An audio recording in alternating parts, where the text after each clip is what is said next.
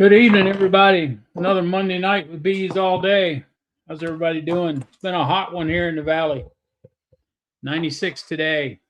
I think that was 96 in the shade, too. I don't know. I didn't go outside much.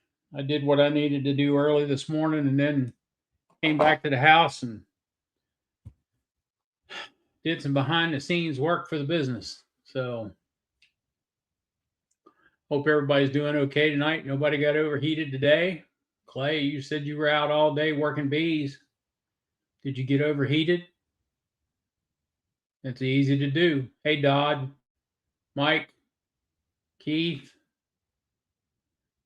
Oh, let's see who there's Dennis. There's Joey. Roy, Kathy, and Keith. Sorry I missed y'all the other day. I had to make a run. I didn't have a choice.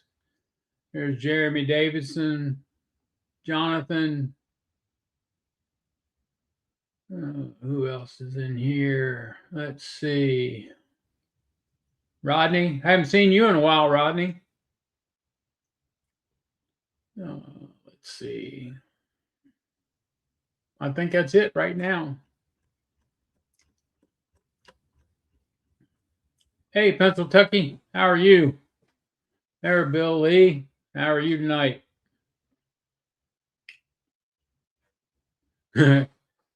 Yeah, I know I'm sure you did get close to getting overheated, Clay.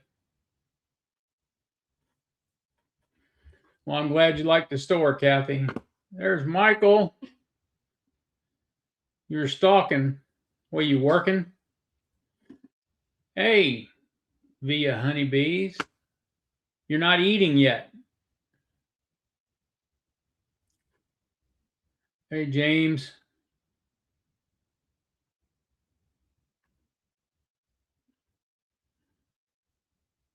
So, is everybody, there's flowers and feathers.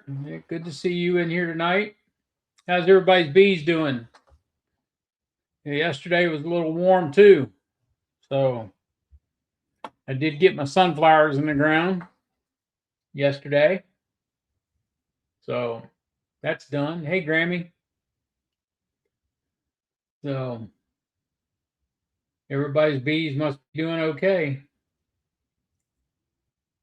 Rain all day. That's a good thing. Hey, DC. I got your emails, DC.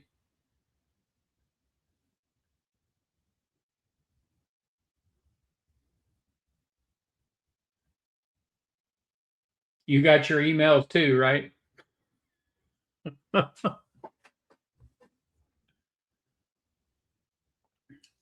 Finally up to 10 hives. Stop hogging all the emails, DC. I'm still looking for mine. You're going to get yours. Don't worry. No, I didn't get an email from you, Tom, unless this is Melissa.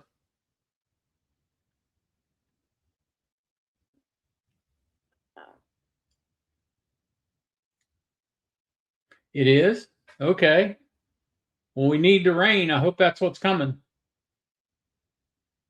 We need it bad.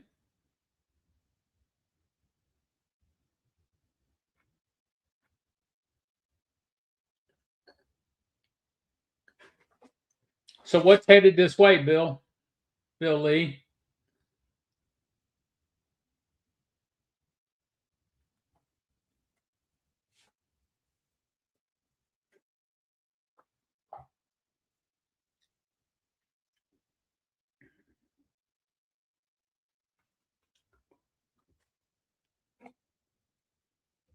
Oh. Okay. I'll have to check my email. I want to make sure I get that one.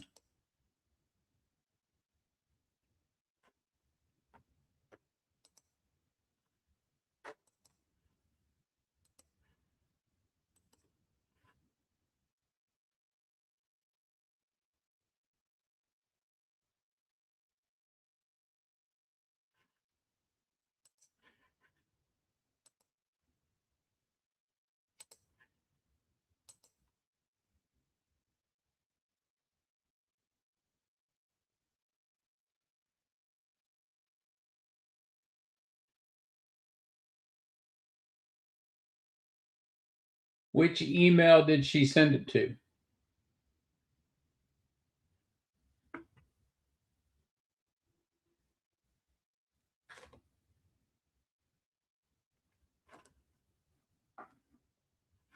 Hey, Kimberly.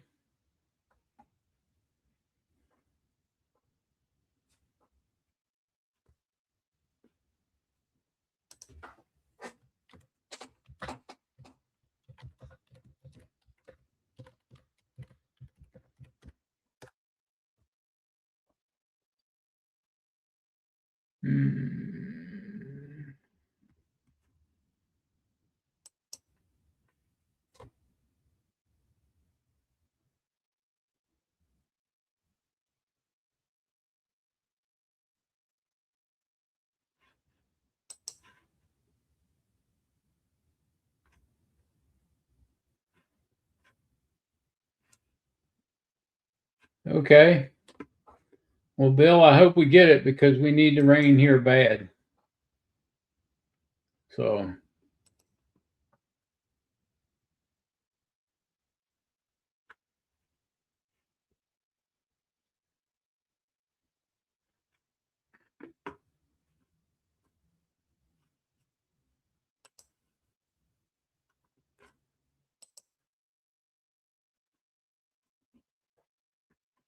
Kathy, Keith, Joey, if you want to come on in here, you can.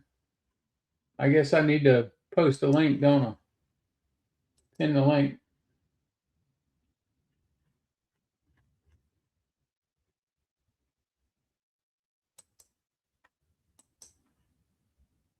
Link is pinned. There's Joey. Sorry about that. How'd you make out yesterday? Me? Yeah. You and I are the only two in here, buddy. I didn't know if you was asking somebody in the chat or not. No. I didn't do a whole lot yesterday. Yeah. I had to run some errands after dinner. run the Lowe's and pick up some things for this week. Yeah, I was supposed to do bees today, and I ended up doing a lot of chores for everybody else. And when I got through, I said, "I'm not doing bees today." Isn't that the way it goes? You get so much other stuff you want to do for other people, and then you never get to your stuff. Yeah. I planned to pull some more honey today, spin it out tomorrow, pull more honey Wednesday, and spin it out the next day. Yeah. And that didn't happen.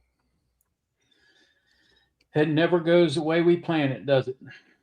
No, everybody thinks I'm supposed to be doing stuff for them for some reason. I don't know why. I hope they ain't none of them listening. I'll never understand it myself. So, yeah, we fed bees yesterday evening after we had supper. It cooled off a little bit. We went down and fed all the nukes. Man, they're going through syrup like crazy. Really? And then I got on a tractor and planted. I got half the field planted last night before the sun went all the way down. The last pass was headlights planting sunflowers. So I don't know how straight the row is, but it's in the ground. I guess it don't matter at this point, does it?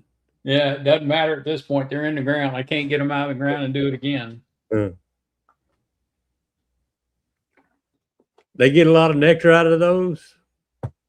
They do in the fall. That's In kind fall? of that's kind of their fall thing because we don't Okay. have much goldenrod around here on the farms because they do a lot of spraying.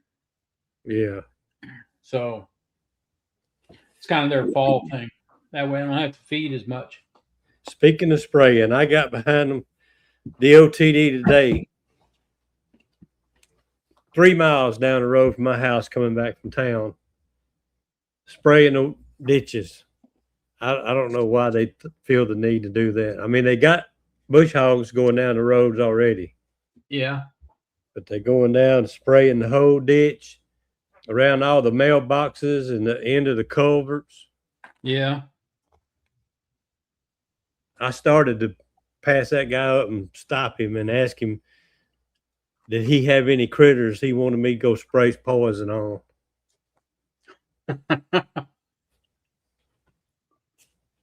Yeah, if you send VDOT a letter here in Virginia and give them your address and send them a copy of the plat of your land, they'll stop before they get to it, and they won't start until they're well past it. Well, that means that driver needs to know how to read, right? Yeah, you need to know how to read a map too. Yeah.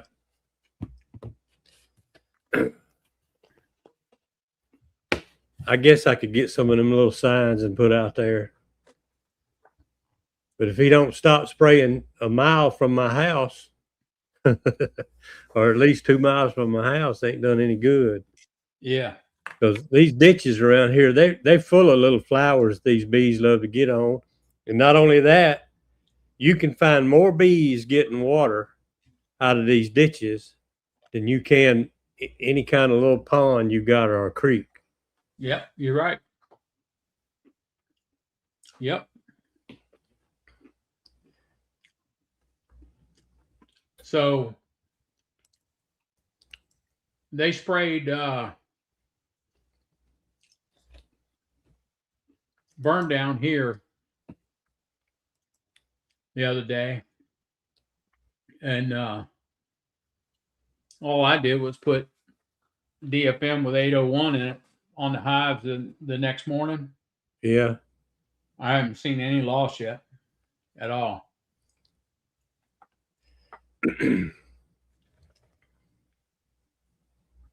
Yeah, that's really Joey.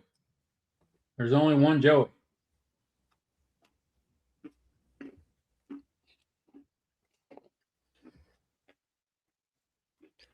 I'll never tell.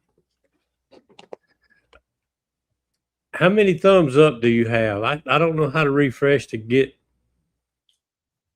to see how many you got. I'm only showing 3.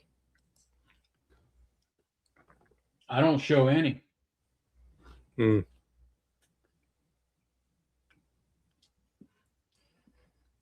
not seeing any.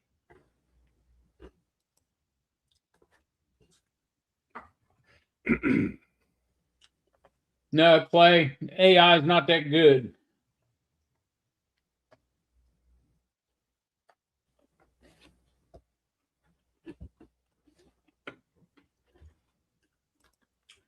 Well, maybe mine hadn't updated yet.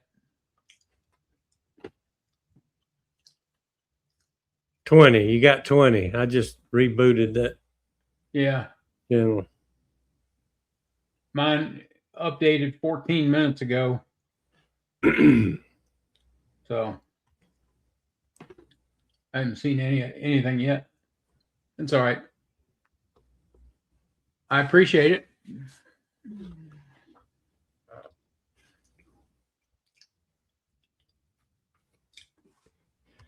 There's Eddie.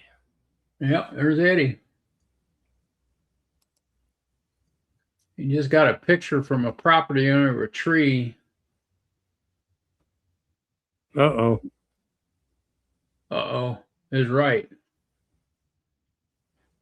You better go take care of that one, Eddie.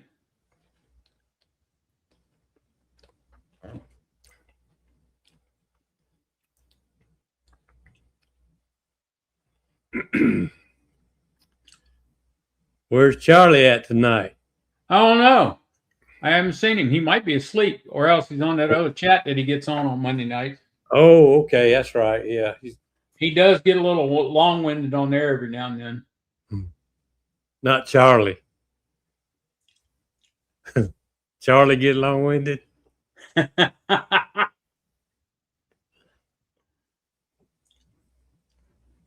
can hear him now. Now you see? Yeah. And all. And all that, yeah. And all that. Yep.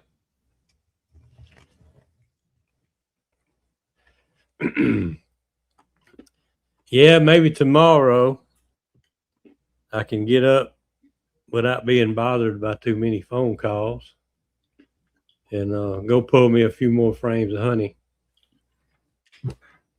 Spin them out.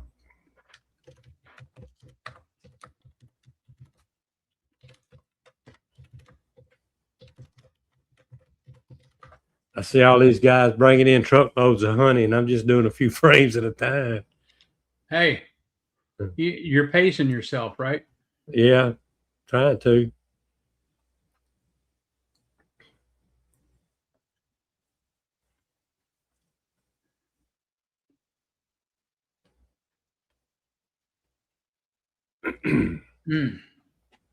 I got boxes down there I could pull on that front row where you see those anel hives right there in the front.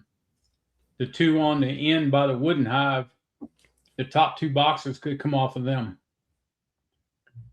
And then back in the back, and that A-frame right there has got two boxes that could come off. And I got some A-framers back there that's got a box each. So I got honey to pull. Bill Lee, we were just talking about the uncapper Friday night on Charlie's channel, and it is proving to be a work in progress. It won't stay calibrated to the frame, and it's supposed to be self-calibrating on the frame from wood to plastic because plastic's a little bit thinner than the wood, and then Michael's is a little bit thicker than the acorn, and then you put a wooden frame comes up after that, it trims wood off of the frame, so it's not exactly the way we want it to be yet, but it's a work in progress. So you can set it for different frames? Well, it's supposed to be an automatic adjustment. So it's not doing what it's supposed to do.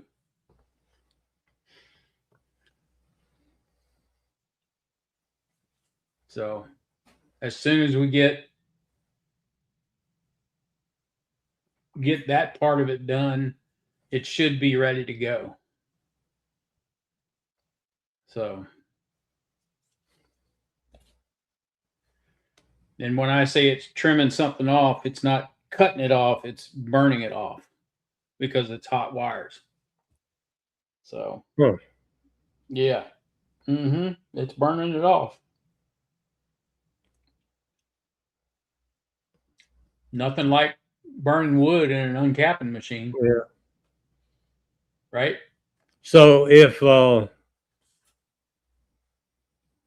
it's just running too high of a temperature, maybe? No, it's what's happening is the wires are, as that frame comes down. Yeah. There's a sensor there that looks at the edge of the frame on both sides, and it adjusts the wires to cut it. And it's not reacting fast enough, or it's not doing what it's supposed to do as far as adjusting the wire. They're burning part of the wood off DC.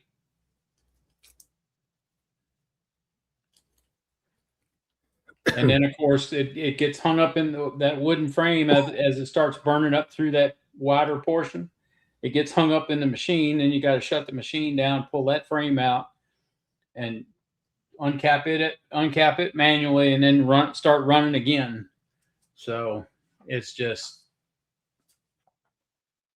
there's a lot of issues right now that we got to fix because we're not going to send something out that's not right.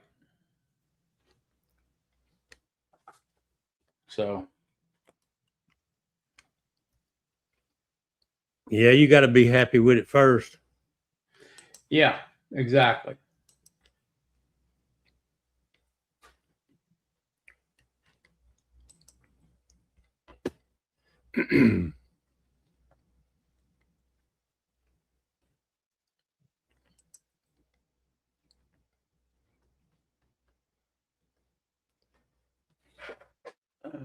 Yeah, as far as pulling frames, I was actually going to go back. I think it was last Thursday and do some. I said, no, tell you what I'm going to do. I'm just going to wait. I'll do a couple of other things that would be related. And Monday, I'll start afresh, and make me another round through all the bee yards. And I'm already a day out the gate late.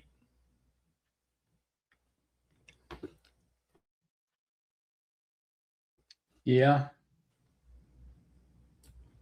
Danny, you should have gotten an email that it was being shipped. It's boxed, packaged, and a UPS label is on it. So you should have gotten a shipping number or a shipping tracking number last night because it was packaged last night to go out. I'll talk to the wife because she does all the shipping, so I'll find out what's going on when she gets here.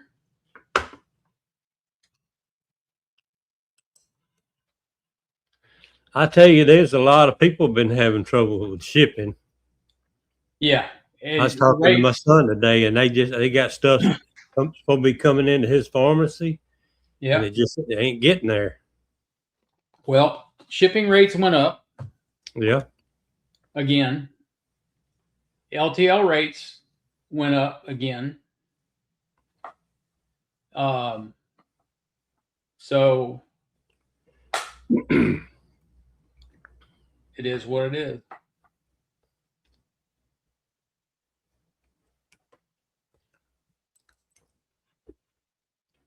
So yeah, I can't make them come get it.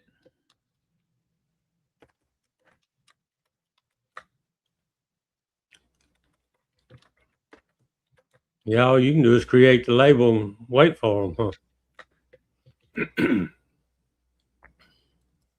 See, they changed the way they do pickups and deliveries. UPS did. If you're in what they consider a rural area, just the word rural. Yeah. You get service twice a week. If you're in what they consider a very rural area, you get service once a week. So I'm in what they consider a rural area. Do they have you as I guess that would be up to you as a pickup and deliver store also? Considered everything I ship is out of it's called what they call a B2, which is a business. Yeah. And now I'm supposed to be able to call them and tell them to come get stuff, but when I do that, oh, well, your service day is day after tomorrow. That's when they'll be there. So my hands are tied as far as when stuff goes out. Yeah. And that's UPS? Now, yeah, it's UPS. Now, if I want to drive to the other side of Winchester, almost to the West Virginia line, and take it up there to their dock, then they'll take it right then and there.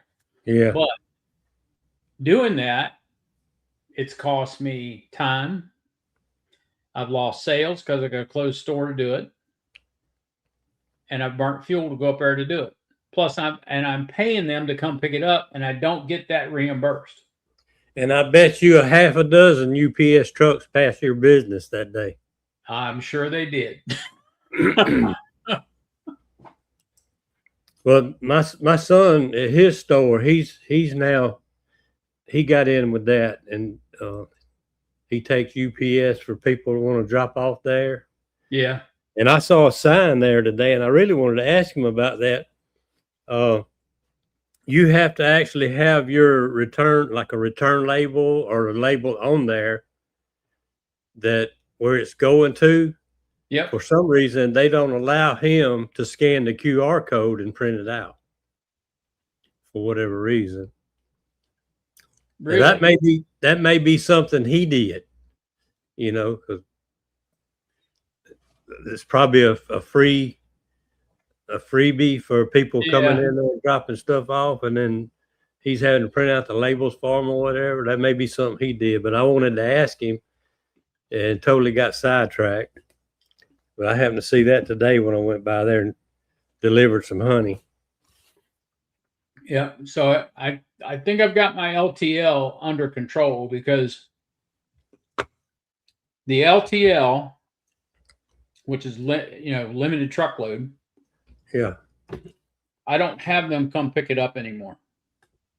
I take it to their dock, which when I take it to their dock, I don't have to pay them for the pickup.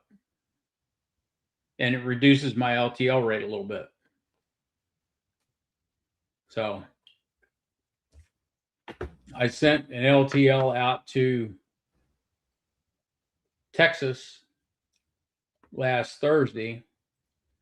And what it was costing me a little over $200 to send something to Texas on a pallet.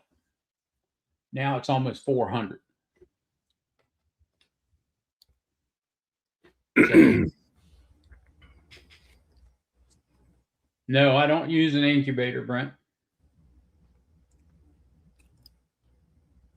They get a cage on them, and they hatch out right there in the cell builder. And then I put them in a mating nut when I'm doing that.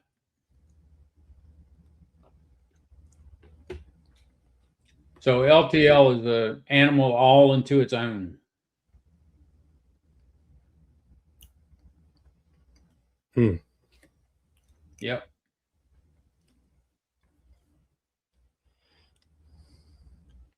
But I was going to drop a return off. I bought some light fixtures from Amazon. Only needed one, and one of them was bad. You know, I was just going to have a spare. Yep. And the first one I put in lasted 30 seconds. So I put the other one in, and it's still going. But I did a return, and I was going to town right here by me, and I hear thunder out there. I went to drop that light off, and the boy looked at it. He says, not sure I'm going to be able to ship that. I said, why? He said, I can't ship anything over 4 foot long. I said, it's exactly 4 foot. He said, I'm not going to be able to ship it. I had to take it all the way to town, actually an hour away from me, to the UPS store to get it shipped. Oh, Lord. So, Brent, I either use a curler cage, which is a JZBZ curler cage, or an easy peasy square rectangular cage. Depends on the cup that I graft into.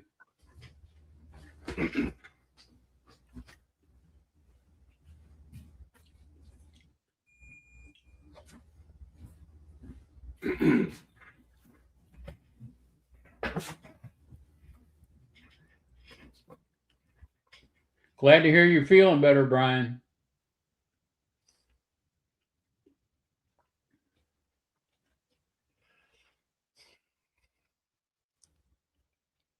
Keith ought to come in here and give us some updates on his stuff. Yeah, he should. Get something going here. Yeah.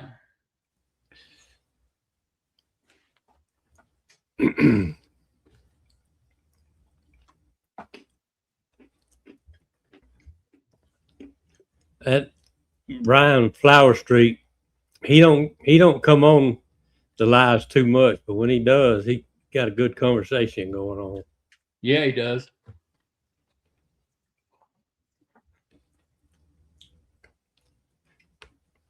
Yep, I put it on as soon as it's capped. That keeps them from building that bird comb in between the cells. Yeah, Brian is shy. Yeah, okay, sure. Bashful, I could believe. Shy, no.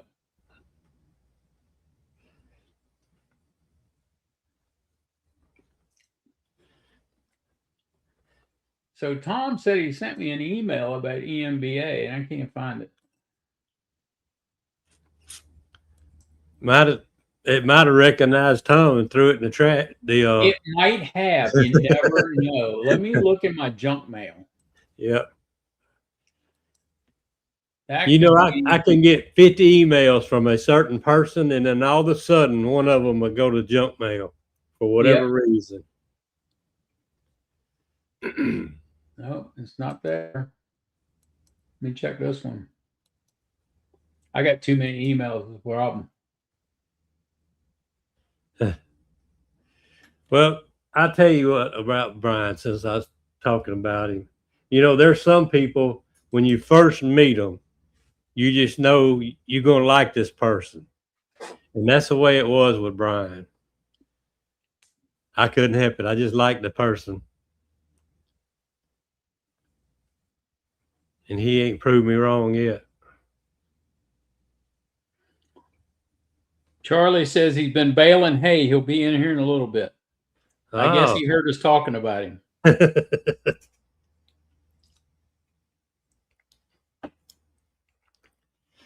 I wonder if he has allergies like I do when I'm bush hogging. I don't know. When I mow, bush hog, or grade the driveway, Yep. It looked like a dust storm in the field last night when I was planting sunflowers. I got it, Tom. Thank you. Brian said he shared some of Clay's spotted lanternfly honey at the market Saturday. You know, How I did need it go over, Brian? Did it go? Did it do well?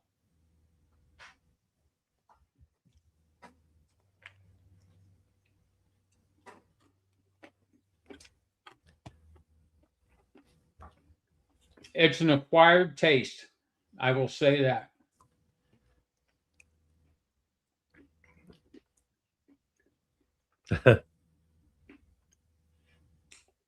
Glad to hear that, DC. Glad your mom's doing better.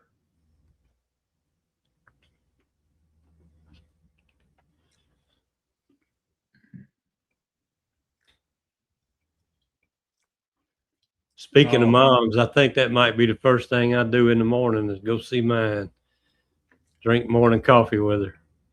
Yeah. I didn't get to see her yesterday.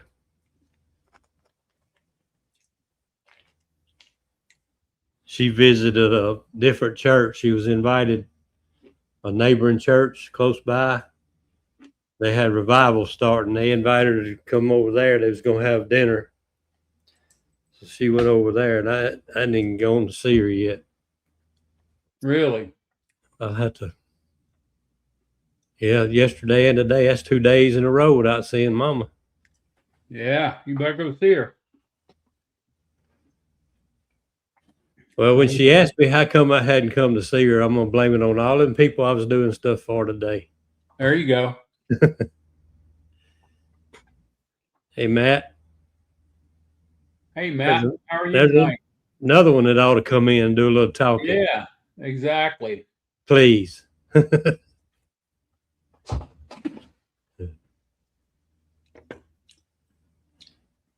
So how many splits did you do this year, Joey? I come out of winter with about 40, and I split I had one or two that just wasn't worthy of splitting, and I waited and tried to requeen them, but I probably pulled nukes out of at least 80% of them. I either pulled nukes or pulled some frames to make nukes. You know what I mean? I try to leave all my colonies about the same when I walk through the yard. Yeah. I ended up with this. There's Keith. Hey, Do his Keith. hair before he came in. How y'all doing? We're Good. doing well. Been a hot day down here. Yeah, it was hot here today too. Lord. It was real humid this morning here. It got better around midday. Yeah, it was pretty nasty today, up in the 90s, low 90s. It's a big change from the 70s. So, oh well, summer's here. But we're supposed to get some rain later on this week, so we'll take that. Yeah. I was watching that little short you did. Bees are getting kind of nasty or whatever. Oh, we're But I'm gonna finish this video. Yeah, I was trying to film some bearding, and one got after me. So they always seem to mess a good video up, don't they? Yeah, they'll they do it in a heartbeat. Yeah, that's what I was doing that day when I got popped on the lip. I was trying to make a little video, not hurting nobody. It's the camera. Blame it on the camera. Yeah, that's got to be it. I know they love me. So what y'all up to? Oh, not much of a bee day for me today. No. I did everything I needed to do before 12 o'clock. Yeah, I had to go up and help one of my folks after lunch today. Got one hive missing a queen. Had to get them set up to make one. But it was funny that hive that was missing the queen made a nice box of honey. Funny how they'll do that. Yeah. You don't need no nurse bees. Babies to feed. Yeah, they all turn into foragers. Yeah. So I pulled that super and brought it home, and she runs 8-frame boxes. I got one 8-frame hive, so I stuck that honey super on my 8-frame for to store it for her till I extract some. I'm probably I'm gonna put my escapes on in the morning and pull again Wednesday. Weather's supposed to be okay Wednesday, so I'll extract some later on this week. Yep.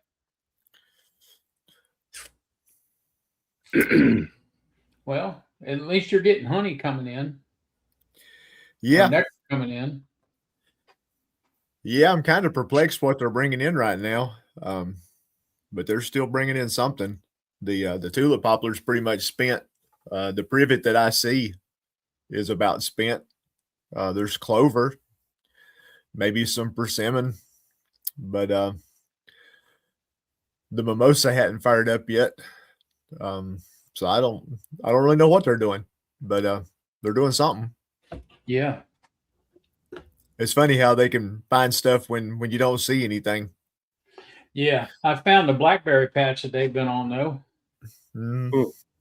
Up on the backside here on the farm. It's I mean, just there must be 20 acres of blackberry bushes there. Wow.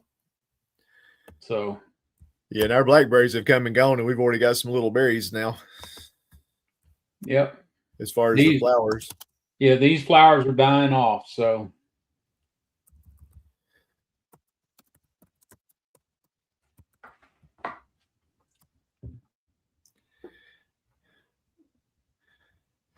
But yeah, I'm afraid the dirt's going to hit us like flipping a switch here at some point. So I don't think it's far off, Keith. I really don't. No, I think it's going to be longer this year because no matter what happens, once everything is bloomed, there's nothing till goldenrod and asters. So unless that comes way early, which who knows, that's possible. Everything else has been early this year. Maybe that'll be early too. But July, August might be kind of rough for the ladies. Yeah, it's dearth is here is always July and August. Starts around the 15th of July through the end of August. So if it starts any sooner here, I'll definitely be feeding. Mhm. So Yeah. Now, I went last week. I posted earlier. I got 500 pounds of sugar one day last week. As soon as the flow stops, I'm gonna start feeding and put on some foundation. See if I can draw out a little bit. So we'll see how that goes. It's not always easy to draw out that time of year, but you can do it. Dodd's got a good question there, but we don't have that many catawba trees around here. we don't have any here. We used to know have. Everybody what used it is. Where it is. I've never heard of it. I'll have to look that one up. That's the one that's got the worm on it. The worm. Yeah, the little caterpillar.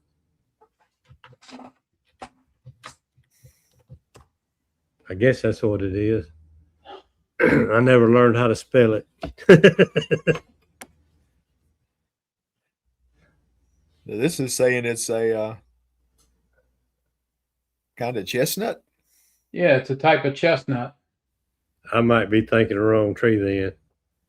Heart-shaped leaves and snowy white flowers with purple and yellow spots. Yeah, yeah. We don't have that one here.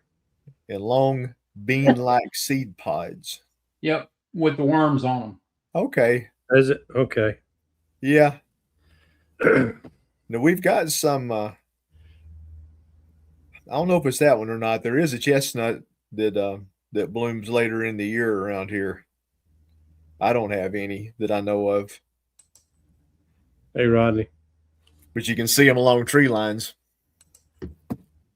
So, yeah, who knows? It's kind of like when I think it was when Tom went out to visit Brian and said everything was brown, but the bees were wide open bringing in something. So, it's kind of weird, ain't it? Even when it's brown, there's something out there. Yeah, there's always something out there for them to eat. Yeah. Let's see, Brent wanting to know what my sugar ratio is for drawing out. It'll be something less than 1-to-1. It'll be a lighter syrup. 0.75, 0.8-to-1, something in there. I'll probably I don't do exact measurements.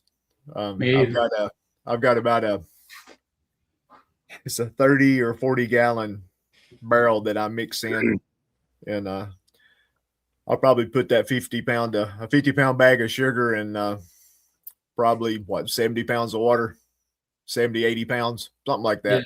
Like I said, it's not an exact science. That'd be easy if you put in a 50-pound bag of sugar and 10 gallons of water and roll with it. But yeah, we've got a 40-gallon tank, and I put a quarter of it in syrup, pro sweet, and the rest of it's water. Mm-hmm. And then mix it. Yeah.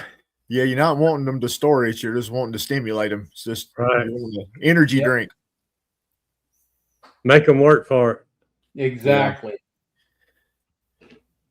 Of course, I'll pull off all my excluders and throw that foundation on there, and then you'll have to watch it. Once they do get it drawn out, if they throw any brood up into it, you'll just have to push the excluder back on and let them get rid of the brood, and then get it off of there. Yep. But at that point, too, my supers will come off. I'll have to this last batch, I don't know if this will be the last pull or not, but whenever you do pull what you think is the last ones, you got to put them back on and let them do all the repair work. But then you got to get them back off again. I'll probably put them out, let them rob them, and then store them. Yeah.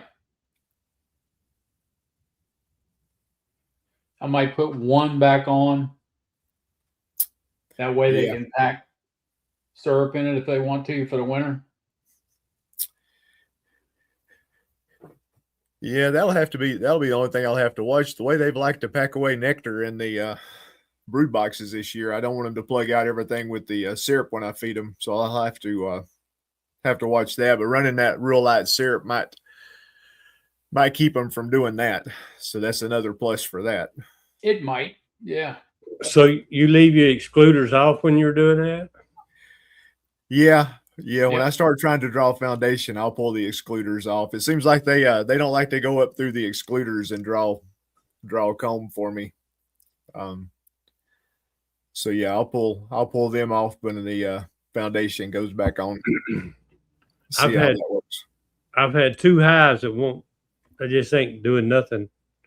I got excluders on just about everything with a 3rd box, but I've got 2. There's a few bees getting up there, but it just don't seem like they're doing anything. Yeah. Hives are funny like that. I've got one that if you go in and do an inspection, they got lots of brood. Everything looks great, but they ain't much count at making honey. Yeah. It's like they're just making just enough bees to stay where they're at. You know, they're not growing. They're just good at living. Yeah. They're not overextending themselves. Yep. There you go. They're not working too hard. They sweat too much. No, they're always busy though. I mean, if you look at the hive, they're as busy as anybody else is. They have orientation flights. Everything looks great, but yeah, just not good at making honey. I guess some of us are that way when it comes to business. Yeah, I saw Brian a while ago posted something about he needed to get a new shipping department because right now it was him. Yeah, that sounds like my cameraman. If y'all watch my videos, you see me firing my cameraman all the time because he does dumb stuff. Mine does too. Yeah, he won't be focused on the right place. He won't show my head the whole video. All you see is my backside. When you add another box, he forgets to raise the camera up. Yeah. Cameraman's hard to a good cameraman's hard to find.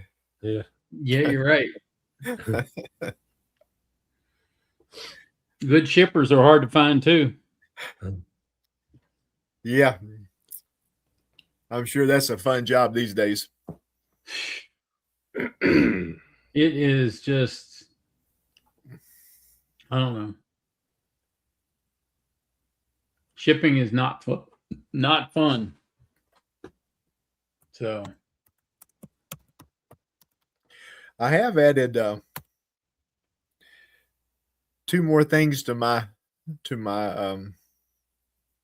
farmers market sales that have done surprisingly well. I sent some honey off to a lady down below Charlotte, down at the edge of South Carolina, that makes honey straws, and I put them out. Lord, what's today? I put them out Saturday at the Saturday market, and man, those things sold like hotcakes. Oh yeah, they do. They love them honey straws. Yep. So I mean, you ain't going to get rich off of them, but at it least gets folks to your table, and some of the folks that bought the straws bought some other goodies. Yeah, there you go. So they get a taste of your honey in the honey straw, and then they come back and buy a jar of it. Yep. And obviously the little kids love the honey straws. Yeah. So and the other thing I've added is a little gallon bucket of honey. It looks just like a 5-gallon bucket, except it's a little 1-gallon bucket. Okay. But my folks that kind of like these feeder buckets right here. Yeah. Looks real similar to that. It's got the rubber O-ring in it, and you got to peel off the tear strip just like a big bucket before you can pull it off after you knock it on the first time. Right. But yeah, my folks that buy lots of honey, they're enjoying that. I mean, they get a little price break over the quart price, being I don't have the glass and the labeling.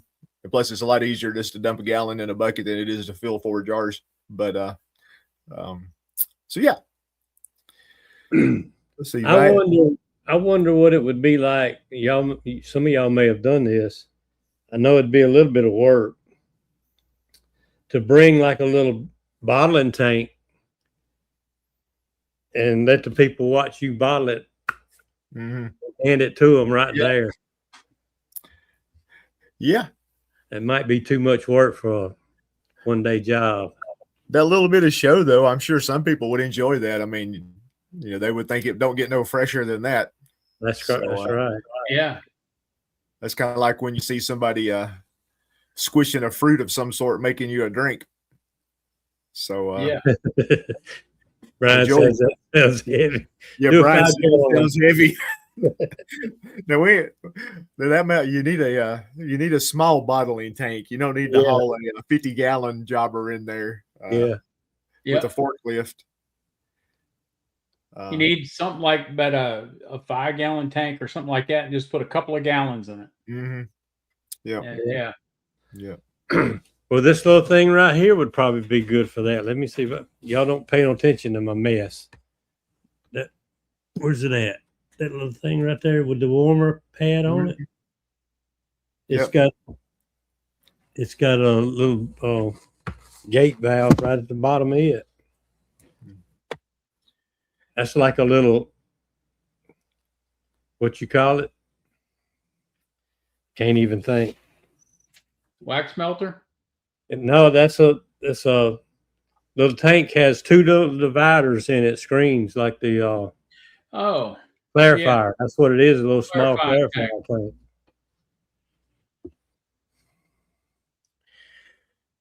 I saw Tom or Melissa one ask how much I get for the honey straws. I've just got them priced 3 for $1.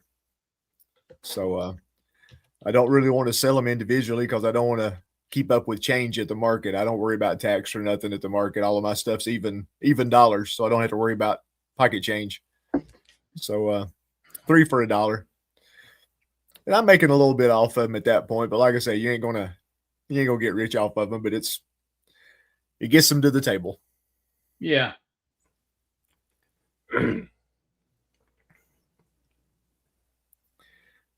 See, Brian, what do you do when a booth attracts local bees? 1 bee becomes 10 becomes. I've really never had that trouble at a market.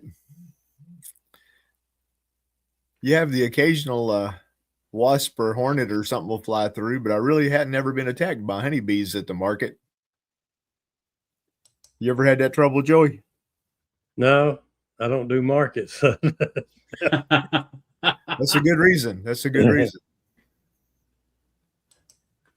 I guess I could see where that might happen. If you spill some, Lord, got to I'm be losing clean money. about it. Let's see, the people doing 2 for $1, 75 cents each. Y'all are in the rich neighborhoods, though. Yeah. Yeah, the yellow jackets. Mm-hmm. Those are always fun. Yeah.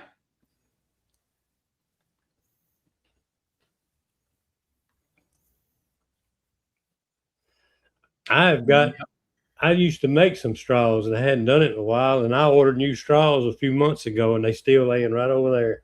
Mm-hmm. Hadn't even opened the pack up. But Yeah, that lady that did mine, she has one of those gizmos where the straws are like the spokes in a wheel, and it spins. You put the honey in the middle. Yep. Yeah. Those little gizmos are pretty pricey, but the way she does it for other folks, I guess that's a good way to pay for the machine. Yeah. I can't remember what she charged. 12, 15 cents a straw, something like that. So Tom and Melissa sent theirs off somewhere and had it done. Yeah, that's what I did. I sent her a quart of honey, and with that quart of honey, she made 300 straws. That's pretty good. Yeah.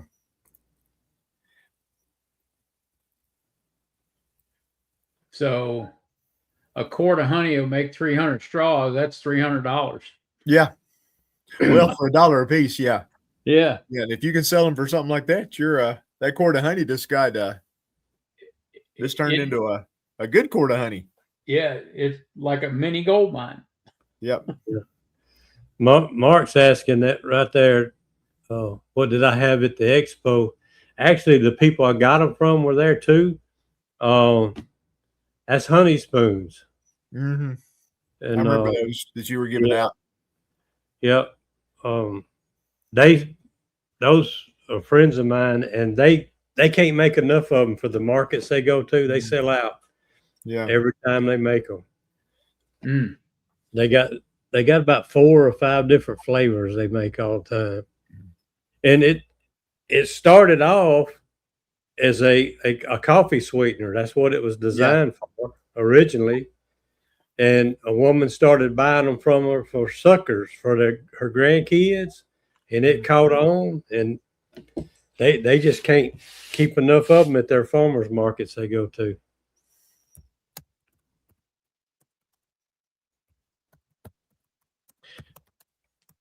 Yeah, when I saw that, I thought that was a great idea, but I would have to stay clear of it because they're cooking that honey. They're having to make it. It's like a candy, isn't it? Yeah. They do tell everybody that it doesn't have any nutritional value anymore. Yeah, but and plus that would cross our gray area into where I'd have to have a kitchen, a certified kitchen. Oh when you start cooking stuff. So now some folks use those honey straws for stirrers. Michelle, my wife tried it, said it worked really good. Snip the end and stick it in there and let. I think that's what that was originally designed for too. Kids started liking them.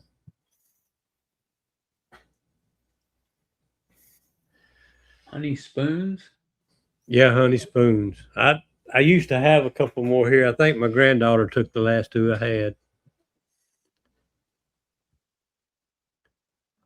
They just take them plastic spoons, and she feels that she cooks that the honey and the flavor in it, candies it basically, and pours it into those spoons. And I tell you what, it's a lollipop that lasts a long time.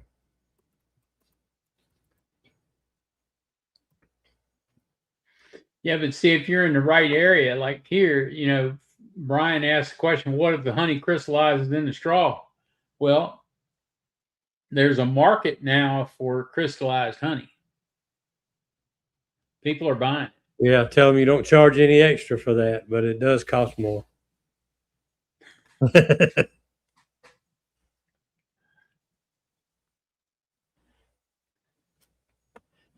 I think the straws move fast enough. You don't have to, make enough for the market. And that's pretty much it. Yeah.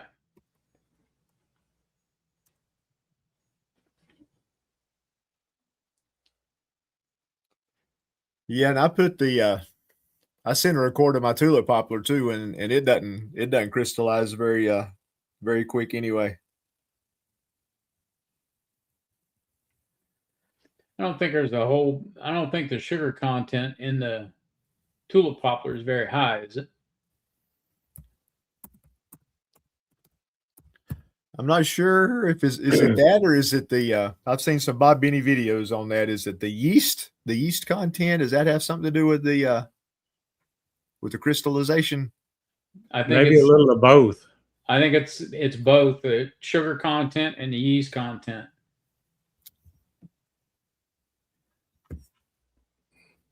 I can find out real quick. All that stuff just kind of keeps going over my head.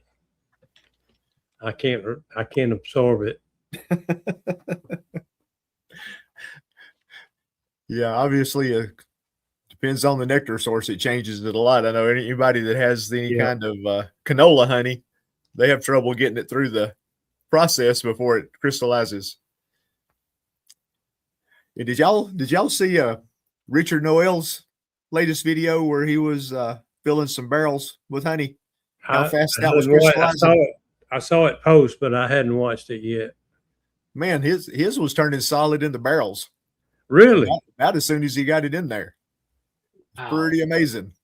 So yeah, his barrels are full of crystallized honey.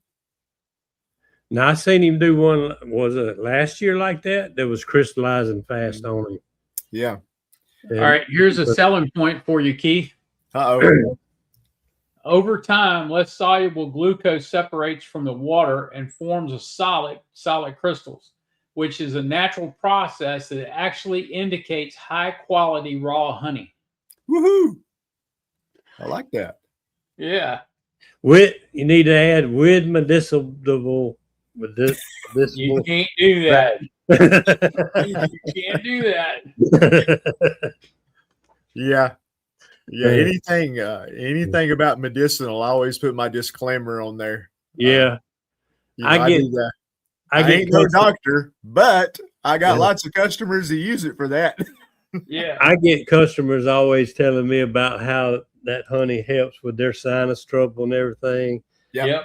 I'm thinking more power to you. Yeah.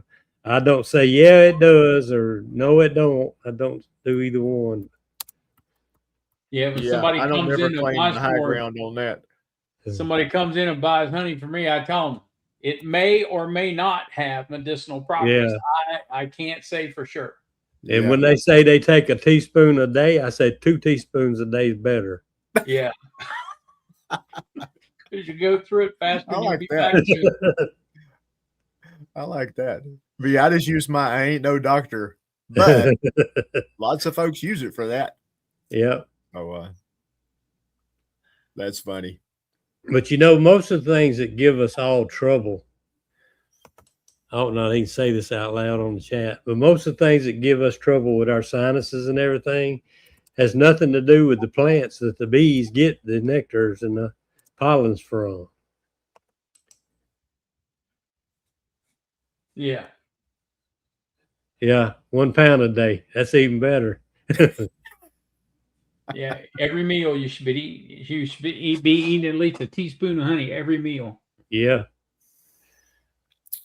I told you about that script I sent my son a picture of an old script. Yeah. The pharmacist had wrote, or a doctor had wrote. It was like a teaspoon of honey, teaspoon of lemon, and a teaspoon of bourbon. Yeah.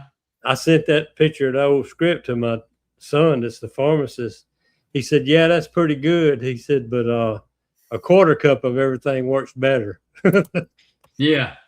That's like you could take bourbon honey and lemon honey and mix it together. And there's 2 of your ingredients right there. You just have to add the third one in. A little bit of bourbon, a little bit of lemon every day. Yeah. Yep.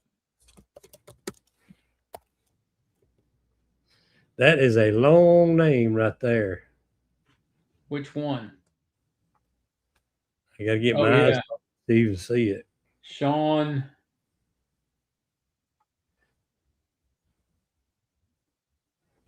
Let's say let's just say 387. Okay, that's easier. Yeah, 387. That's the easy way to put it.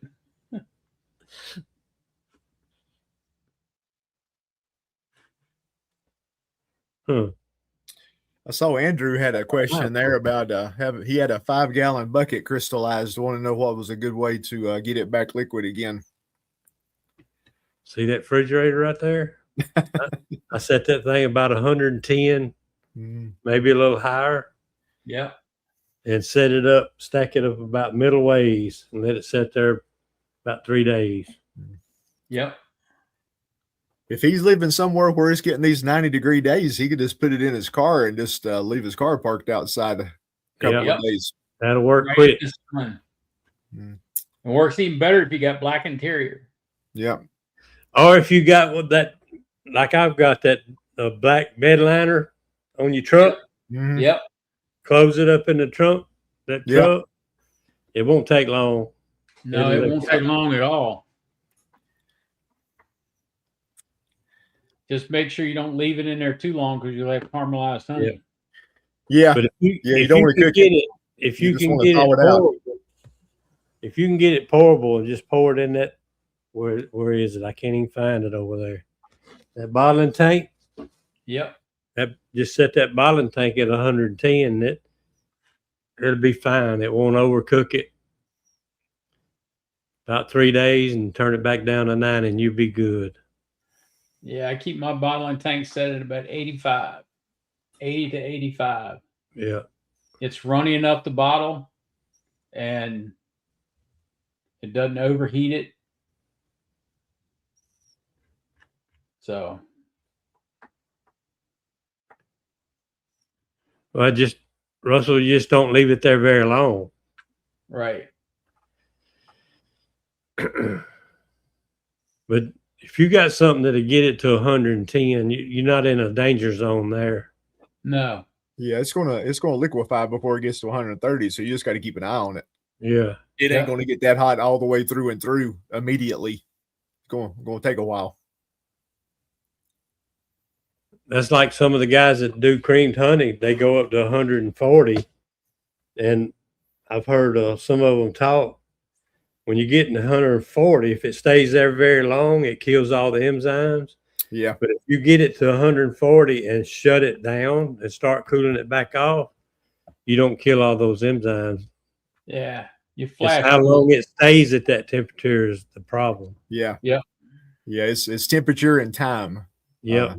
Yeah. Bob Beanie's got into that on some of his videos. Yep. You know, if you can peak it and come back down, a lot less damage than if you stay there. Yep. Yep. He's been on your channel, Bob. What's the guy's name that comes on sometimes that does a lot of creamed honey? House. Is it House? Robert House. Robert. Yeah. He explained it real well one time Yeah. about how he He did. takes it up there, and as soon as it gets to 140, he starts chilling it back down. Yeah. He flash cools it. Yep. That was probably one of the best explanations I ever heard. Yep.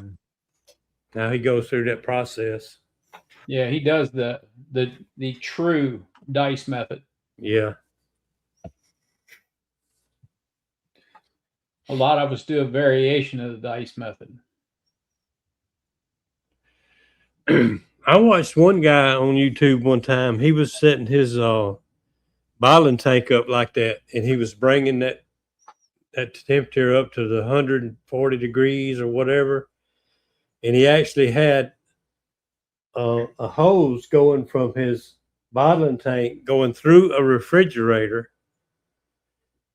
Yep. returning back to that bottling tank. Yep.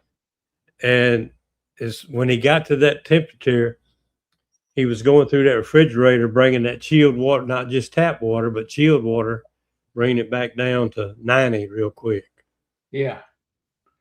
So if you take that, the drain on it, hook a hose up to the drain to the sink, and then you hook up on the cold water side Yeah. and run that into the fill on the jacket, you can do the same thing. You just open the drain and open the fill, and then the cold water pushes the hot water out. Yeah, just let it circulate. Yep.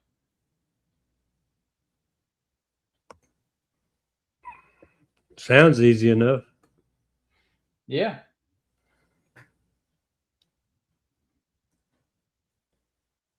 Or you can run if you got a floor drain, Yeah. you run a copper pipe down to the floor drain. Yep.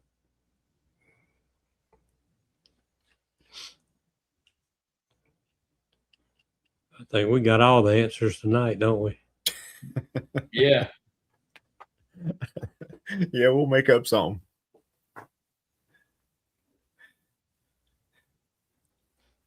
How long do you turn your creamed honey? Who? Do you make creamed honey? Well, I do later in the year to give out to some of my regular customers. Yeah. I put it in that little blender over there. But I got a timer on it where it'll run 15 minutes and all 45 minutes. Yep. I'll do that for 3 days. After 72, I put 72 hours. about that, yeah. Okay. But I've noticed when I do that, the color starts turning just that gold color, and it starts turning a lighter color. After that third day, it don't change colors anymore. The longer you turn it, the lighter it gets. Yeah. But I've went 5 days and didn't seem to get any lighter, so I just started stopping at 3 days. Yeah, I turned mine 126 hours. 126. Yeah. Wow. I'll have to remember that. Because The longer you also the longer you turn it, the smaller that crystal gets. Yeah. And if like at 96 hours, you can still feel the crystal on your tongue. You go longer, the longer you turn it, the smaller the crystal gets, and you can't feel that crystal Yeah. in your mouth. It's a KitchenAid mixture is what I use. I think it's a 5-quart, maybe something like that. Yeah. I really wanted one of those bigger ones, but my wife told me I didn't need to do that. And she usually don't get involved in my beekeeping business at all. But I didn't Get get on her. that, didn't she? Yeah, I didn't get her blessing, so I still had.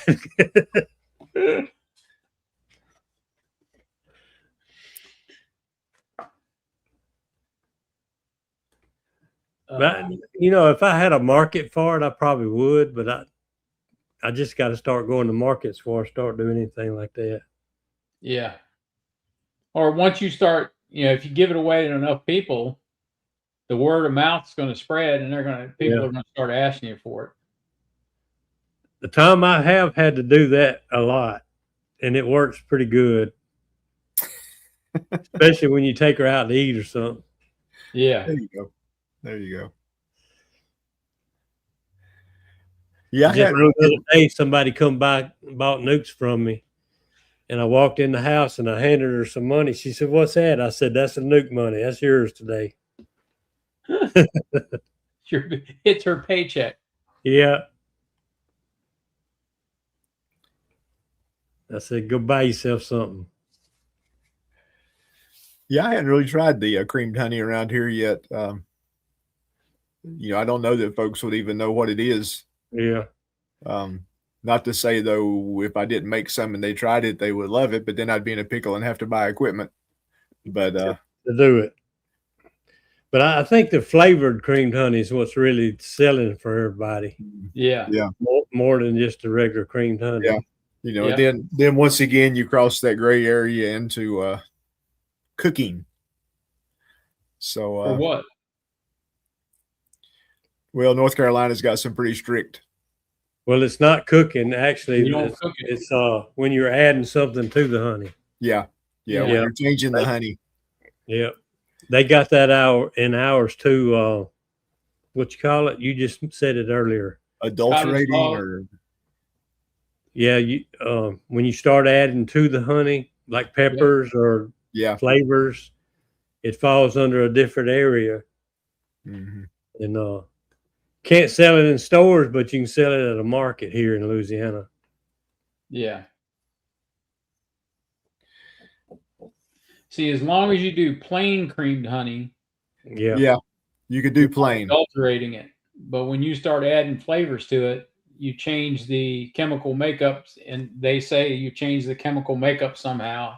Yeah. And it doesn't. It reduces the shelf life on it to 2 years. Yeah. Now, see, like the anise chef, that's the one that does the honey spoons. He said it's weird to him that he makes a lot of pepper honey. Mm-hmm. And he said, I can go to Walmart and I can buy honey from them. And he don't, but he said, I can buy honey from them that they can legally sell. I can buy peppers from them that they can legally sell. And when I put them together, they can't buy them, put mm-hmm. that back on their shelf from him. Yeah. Right. Yeah.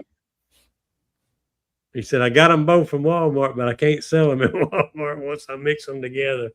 Right. I think the government gets too involved sometimes in some of the stuff. Yeah, and the licensing's not cheap either. Yeah. And I tell you, Jeff, Annabees, they make some good pepper honey too. Good peppered honey.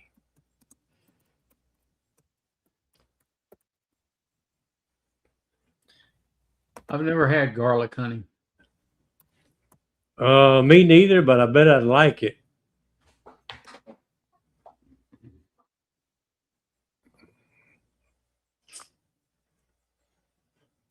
chocolate cream selling at the chocolate store. I could probably pour some of that garlic honey on my Vienna sausage.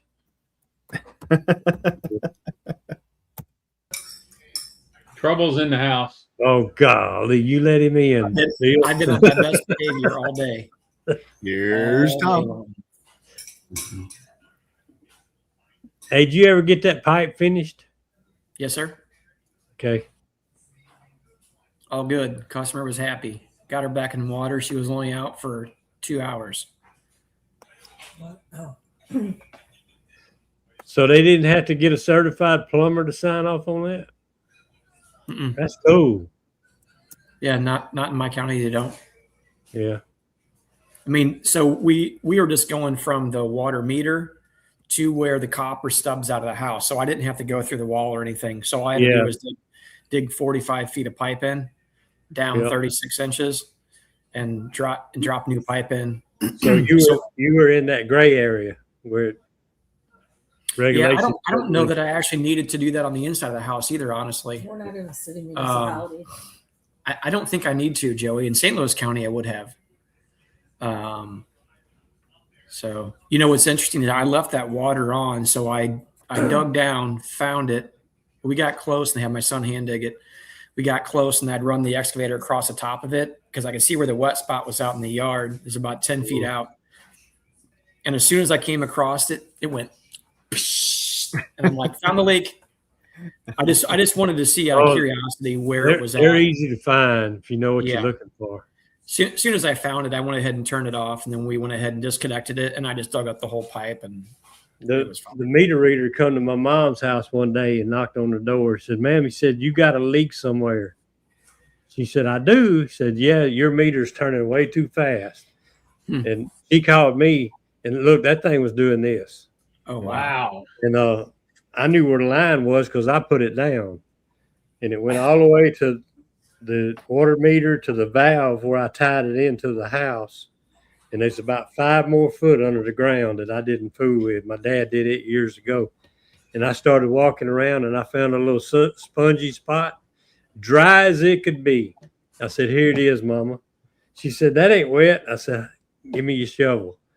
And I took one little scoop and it come rolling out like Jed Clampetts. Oh. So there it is, and we fixed it.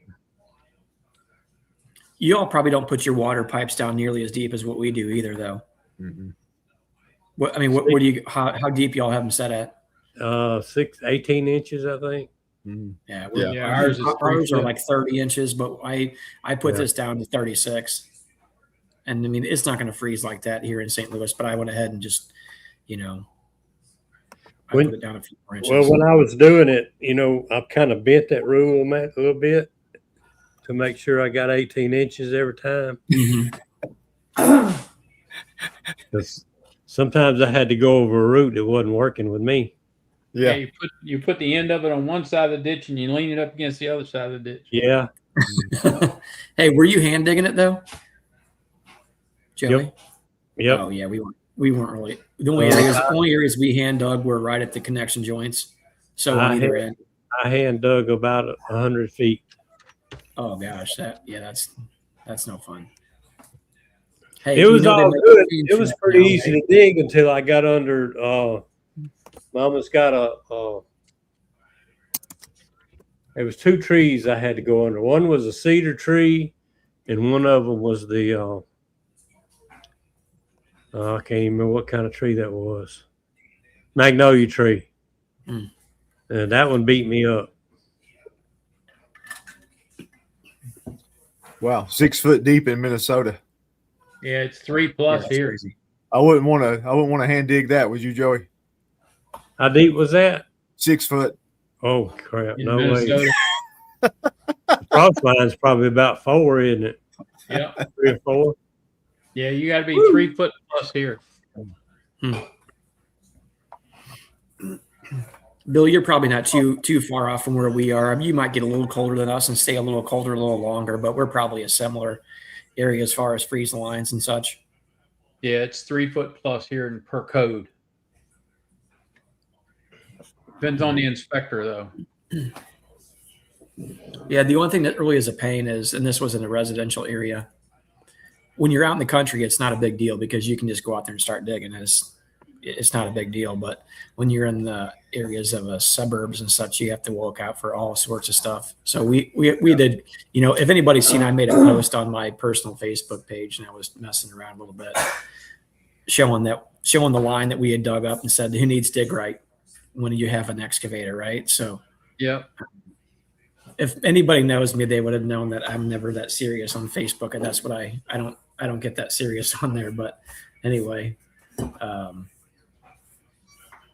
yeah. So we did call it in, and the thing that was frustrating is I was trying to get emergency locate because it had been leaking, and we were supposed to start getting rain this weekend, so I needed to get it done before then because we had a lot of other stuff that we kind of pushed aside. Well, not a lot. We had some other stuff we pushed aside to make this happen for her, and it was dry at the time. And I knew we were getting lots of rain this weekend. So far today, we got 2 inches and 6/10 from 7:30 this morning. So, and it's not quit, thankfully. But anyway, so I called in the locate, of course, and there was one other thing, which was natural gas. And I'm like, there's not natural gas in that neighborhood. I'm certain of it. And I've been in that neighborhood working for a long time. And I even asked a couple of my friends that live in there, I'm like, there's no natural gas in here, right? I'm like, nothing popped in and I didn't realize it. They're like, no. And I'm like, for whatever reason, they haven't responded. And the natural gas company, I'm like, they haven't responded because it's not in here. But I can't get an all clear or good to go on the dig ticket until that's all been rectified. So I waited and I called the first thing in the morning. And I said, and I explained to her, and this lady was not very nice to begin with. So anyway, the short of it was, I told her, I said, there's not spire in this neighborhood. Well, that pops up on the ticket. I said, the ticket's wrong. And I said, how do we fix this? And she goes, well, I'll send out another thing. And I said, how long did they ever respond? She said 2 hours. And I said, good. I'm going. And I marked it because they do the recording on the phone. And I said, I'm marking at 10, I don't know what it was, at 9:50, whatever. I said, I'm putting the shovel in the ground.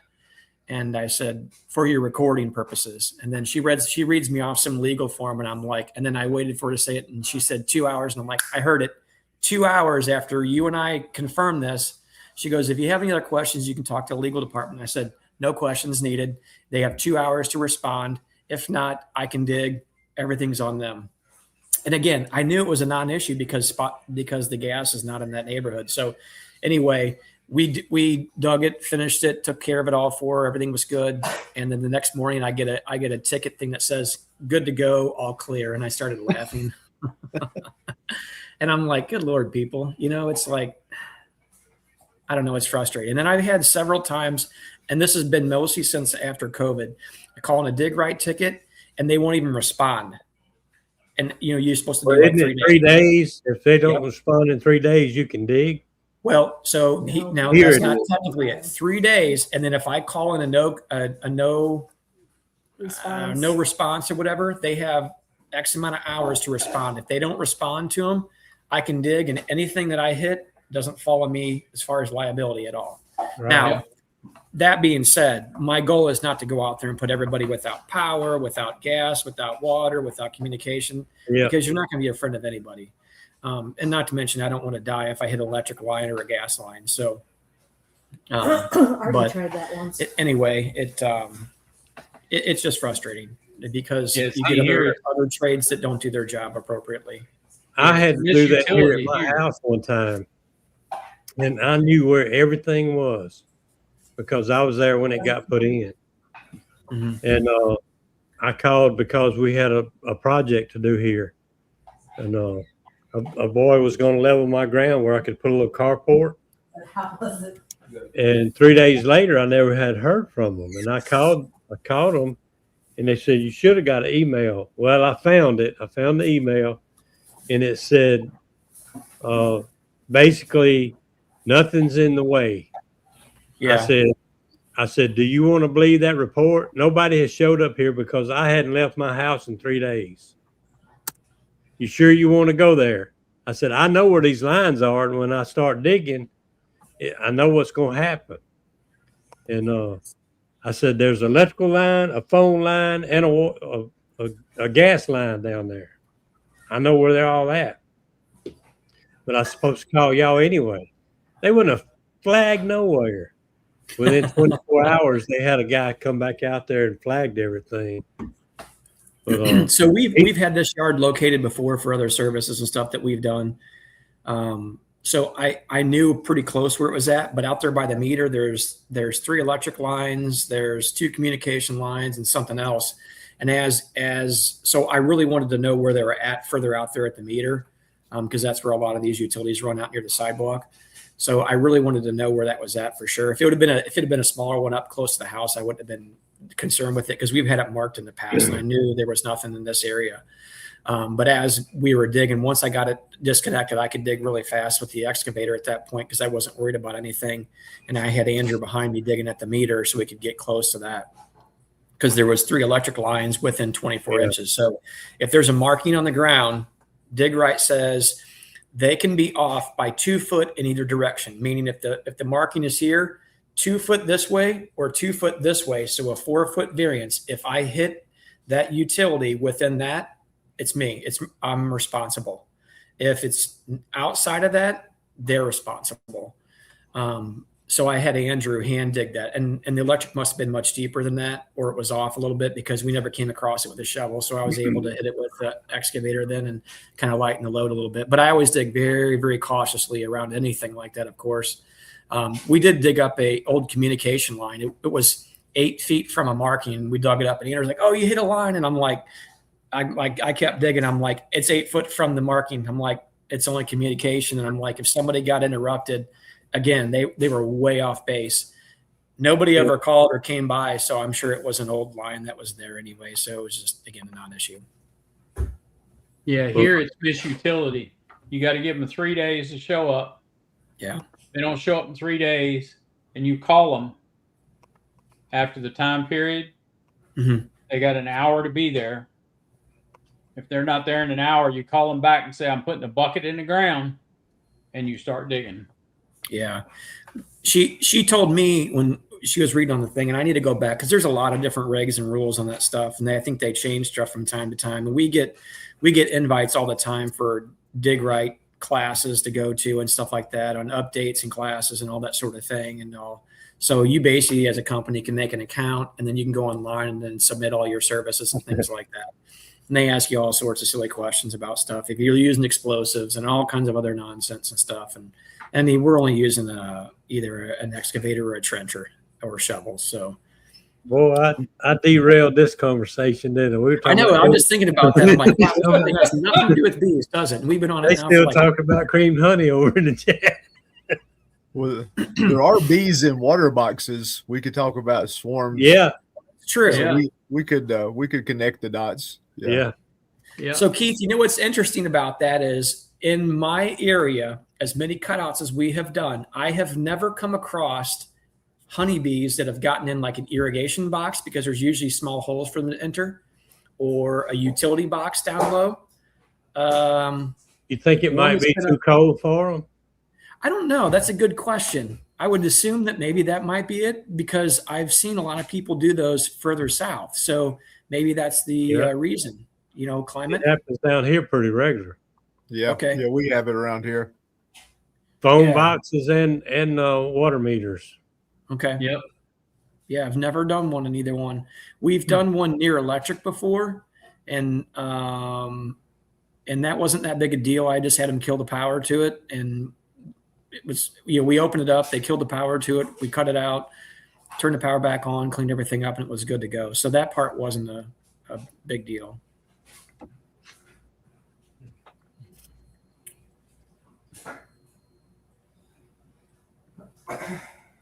So I was going to point one thing out when you were talking about creamed honey and flavoring it and stuff. So Missouri does have a honey law, and I don't know of other states that do have it. It's specific to honey, so we don't have to follow the jellies and jams. What's the term I'm looking for here, Bill? Help me out. Cottage cheese law. The cottage laws. Yes, cottage law. Now, there are areas that do fall into that, like creamed honey. So, and I went to a class specifically on this to understand the legalities of it. Our area. Now, this is going to vary state to state on stuff. What we were told by the inspectors were, for us to make creamed honey, and then sell it at a market, technically, because it is and they said this process, okay? And I said, well, that's really, I'm like, we can argue this about 10 different ways. And she says, doesn't matter, because it's a process that you guys are doing. You're technically altering it. And I'm like, boy, I'm like, we could really argue these things. I'm like about a dozen different directions. But the short of it was, creamed honey technically does not fall under our honey law. It technically falls under a different. So depending on if you have a commercial kitchen or not, is how you would be able to sell it, or if you can't even sell it. So we have started with a commissary kitchen. So we get the food certificate or the inspection certificate for that kitchen. So that helps us with being able to sell it, especially when you go to certain counties. So like we get closer to St. Louis and St. Louis County, some of their laws can be even more strict than a state. So I would tell anybody that's going to be doing that, definitely check with your state and local laws on how that you have to navigate there. Now, you guys have heard me say it before. Sometimes they ask for forgiveness, not permission, and sometimes that works. But if you start to sell a lot or you get into bigger markets, sometimes that whole idea doesn't work that well. So just keep that in mind. They doing it, asking for permission. Market the same as selling it out of your home. Yeah, doing it and asking for permission later, it doesn't fly. Doesn't fly in Virginia. Or asking for forgiveness, it doesn't fly here. Yeah, and it probably depends on the inspector. Some of them can probably be real sticklers to a big old fine about things. It's very specific. So.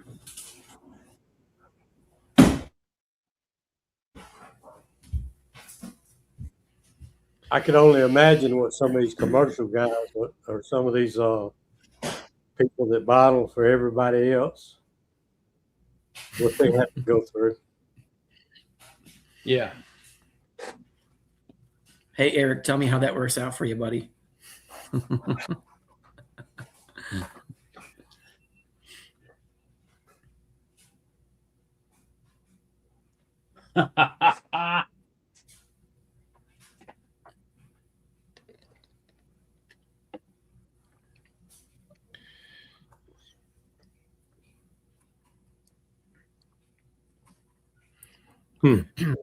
Hey, I have a question for the chat. Something I've been thinking about the last couple of days, actually. And there's not a right or wrong answer here. I'm just curious what everybody thinks. For anybody who makes and sells nucleus colonies, and there's not a clear-cut definition in a lot of different areas of beekeeping, as far as like queens, what's a good queen, right? Everybody has their own idea. And just because a queen has a good pattern, we say that's a good queen. Well, but like the reality is, and I explained this to somebody the other day, they said, well, I only want you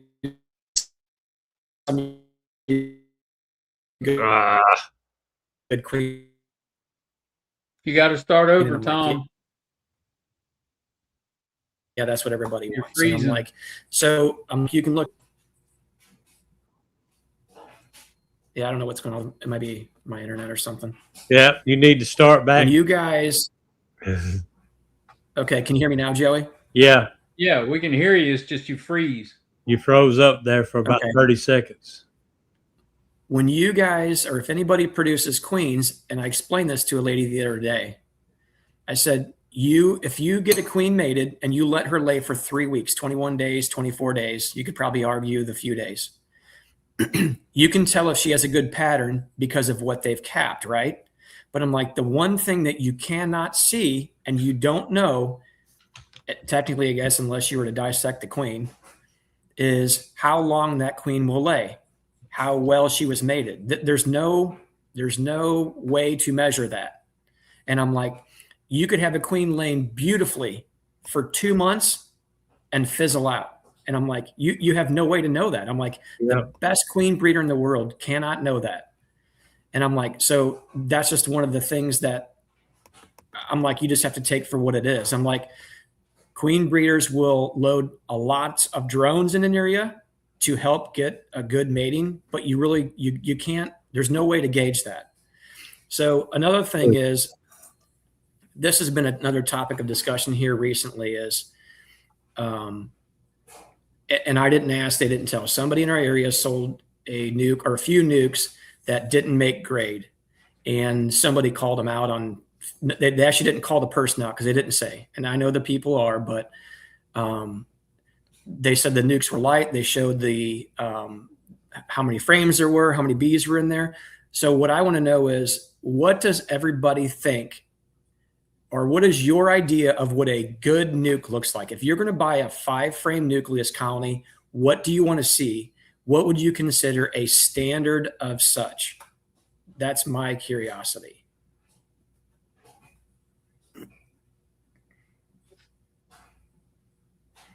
Yeah, it was posted on Missouri Beekeepers, and it was posted on a local site too. And I know both of the people, and they were very, very cordial about how they handled it. They never called out the company or the individual, which I think was very tasteful. It was more of a educational piece is what it was. But if you were going to buy a nucleus colony, and for example, the going rate in our area for like a 2026 nucleus colony would be, give or take, $200, probably more like 200, maybe 215, 220, what have you. For an overwintered, probably a little bit more than that. But again, I'm just curious what everybody's idea is. How many frames of brood? How many frames of bees? What do you want to see in that colony? I'll tell you what I like to see. Now, I check them pretty regular when they first start laying. That first frame, you're going to see them laying. It's going to be spotty, real spotty, for several different reasons. One reason would be they might have had backfilling in there. They might have had pollen in there. And when she started laying, they may have moved her to go in somewhere else. So that first frame is going to be spotted. I've noticed that a lot when I'm checking young queens. And when you watch them move to that second frame, it'll get a little bit more full. In time she gets to that third frame, when you see nothing but eggs everywhere instead of scattered, you know she's laying good now. But when I sell it, I like to see 3 good frames of brood, maybe not all capped, but we're going to have a couple of frames that's already capped and ready to emerge. Mm-hmm. That's the way I like to see them when I sell them. But that's okay. Me. Now, like the last one I just sold, it surprised me. It was one of my younger queens. She was later getting started for whatever reason, but that little girl took off.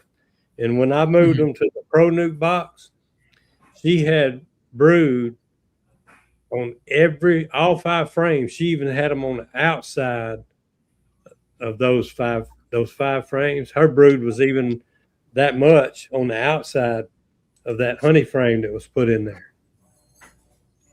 Yeah. She was fine with it. But that's what I like to see. But I like at least 3 good solid frames of brood.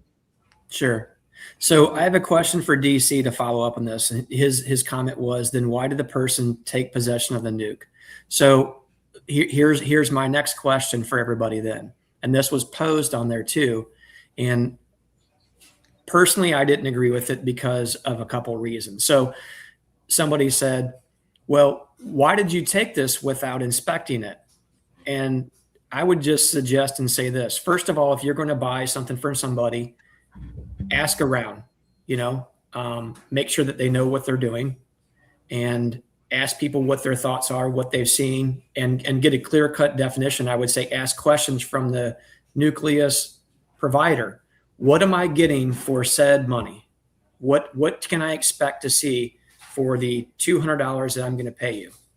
And I told Melissa, I don't know that we have it published anywhere, but when we get our website fully furnished this year, my goal is to publish all that stuff up there. This is the expectation that we are going to provide for said money. So I don't like it when customers have surprises.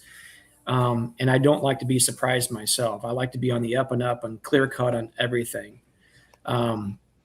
But so my thought is this, when they said, well, the person should ask to inspect it.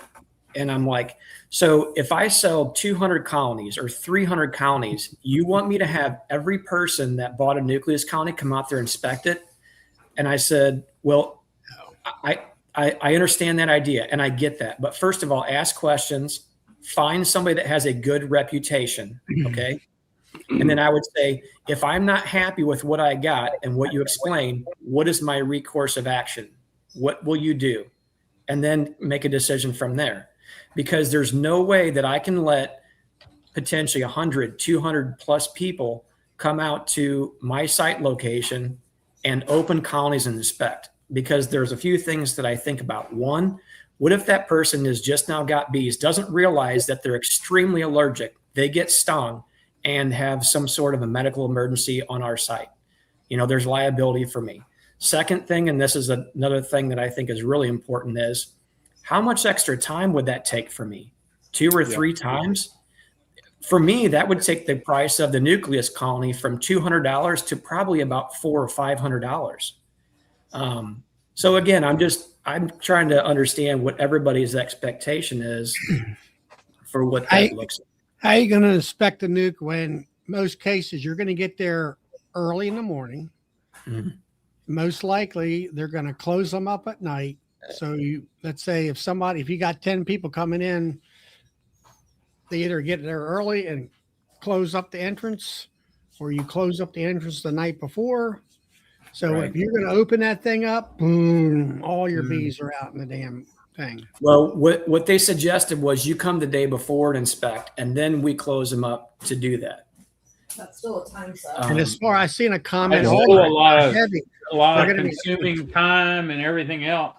So I'm going to say this: if somebody wants to do that, more power to them. Yeah. If you don't, they'll talk if you about don't think I'm going to sell you good bees, don't come buy them from me. Yeah. right. But like you said, the time is going to drive you crazy, Tom. I mean, 5 minutes a hive, 100 hives, 500 minutes. What's that? 8 hours? Yeah. So, well, it's going to make just that the math nucleus don't colony. Yes, you're absolutely right, Keith. It'll make that nucleus colony unaffordable. If people are going to gripe at $200 for 5 frames of bees, you're not going to like the outcome, because here, and this is a joke. This is a joke. But what is the reality of one beekeeper talking to another beekeeper for 5 minutes to do an inspection? That is never going to happen. That's going to take you an hour per customer, you know? Yeah. Woo. Like DC said, you know, he's the customer and I want to see the box before I take possession, or I will not buy him. I would say, okay, well, here's your refund. Yeah. Now, I used to have people bring their boxes to me, come, and we'll transfer them together and look at them. That's a different animal. Yeah, that's totally different, because you told them to be here at this time of the day. Mm-hmm. We're going to transfer them, and you get to see what you're taking home. Yeah. But that's something totally different. You schedule it that way. I've told people in the past, if you have an issue with something that we have turned out, call me. I'm a pretty easygoing guy. Yep. If I have given you something other than what we have discussed, I will absolutely bend over backwards to make it right for you.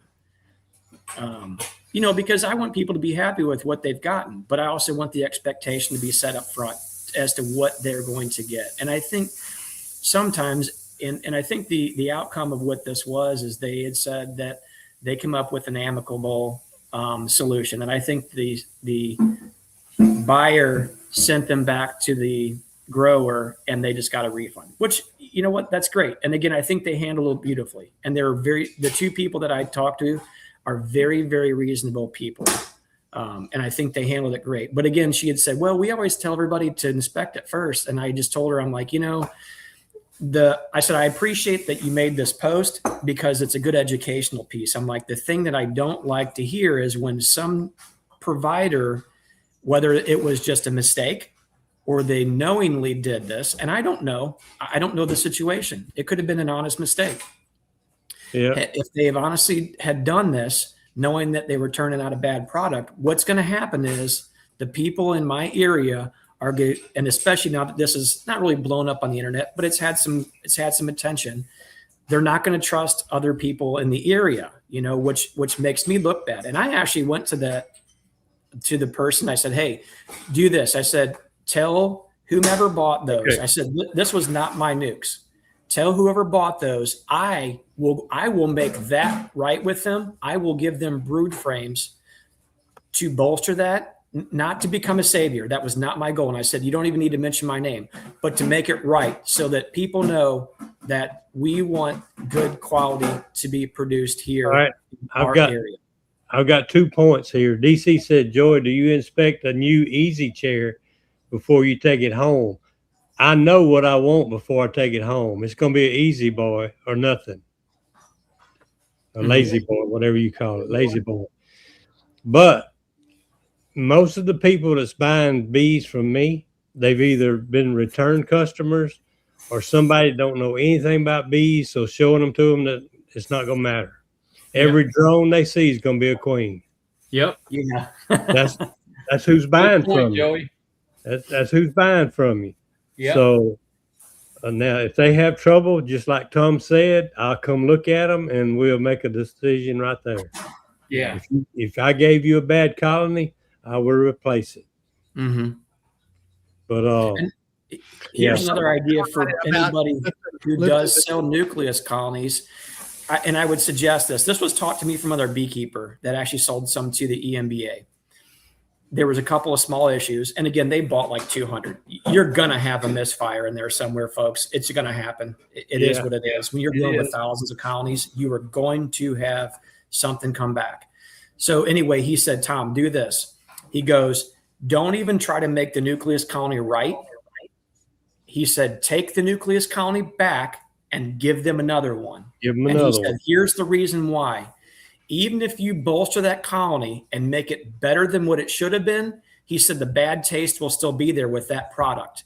He said, "Bring the product back, give them a new one. It's like they've gotten a fresh new product and everything will be right with the world." And I'm like, you know what? That really makes sense. So he had obviously done this before. So I've always kept that in my here's mind. Here's another thing I did to the last buyer. He bought so late in the year. He already bought one from me, and he bought another one Saturday. When he come, that's the one that was wall to wall, brood on every side of all 5 frames. I went and pulled 2 empty brood comb out of my freezer and gave them to him. Gave them to him. I said, "Put them in there. She's going to need them right away. She has got to have somewhere to lay because everything's packed up with brood." And he didn't know what I was talking about. I said, "Put them on each side. When you put those 5 frames in that 10 frame box, put those empty comb on the outside of those, or she'll have somewhere to go lay." Mm-hmm. Yep. Because it was full. It was packed full of brood. Yeah, and then you get the guy that comes in and, well, it's 5:30 or let's say it's 6:30, 7 o'clock. And, well, I'll put them in tomorrow. And I'm like, buddy, you got an hour before dark.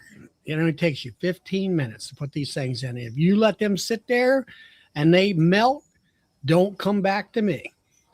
Roy had a question. So, Roy, the question was, and if anybody wants to see it, they can go on Missouri Beekeepers and they can join the site. What's it underneath that site? Go to Missouri Beekeepers. Eastern Missouri Beekeepers? No.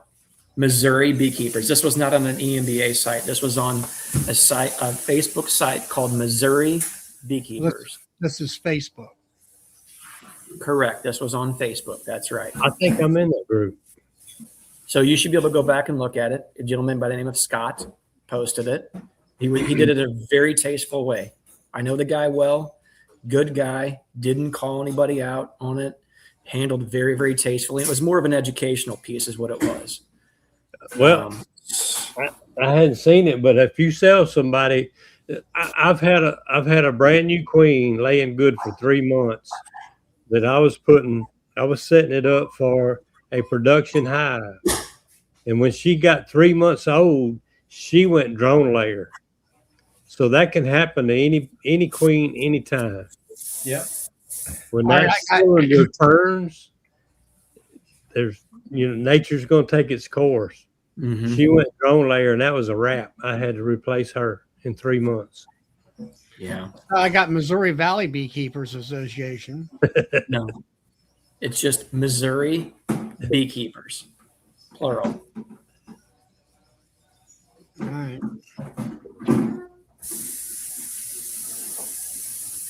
So Roy had asked the question, what was wrong with the nuke in question? May have missed the answer. So it was a 5-frame nucleus colony.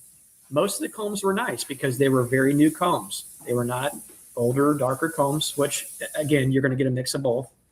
I've gotten combs from some commercial beekeepers that you could have thrown a spear at and it would have bounced off of it. It was that hard. Bees don't like them. These were all newer combs. I think they were, if I remember correctly, they were all drawn out. There wasn't anything that was not drawn out. So there was that. The population was about 3 frames of bees. It was definitely not 5. And if I remember correctly, I think there was 2 of those frames were just open combs. There wasn't any resources in them or very little inside those combs. And I think that there was a little bit of capped brood, but I think most of it, I think if I remember correctly, I think 2 of the 3 frames that were in there were open brood, which that's probably arguable each way. I think the concern was that there was no resources in there whatsoever, and there was only 3 frames of brood, or I'm sorry, 3 frames of bees.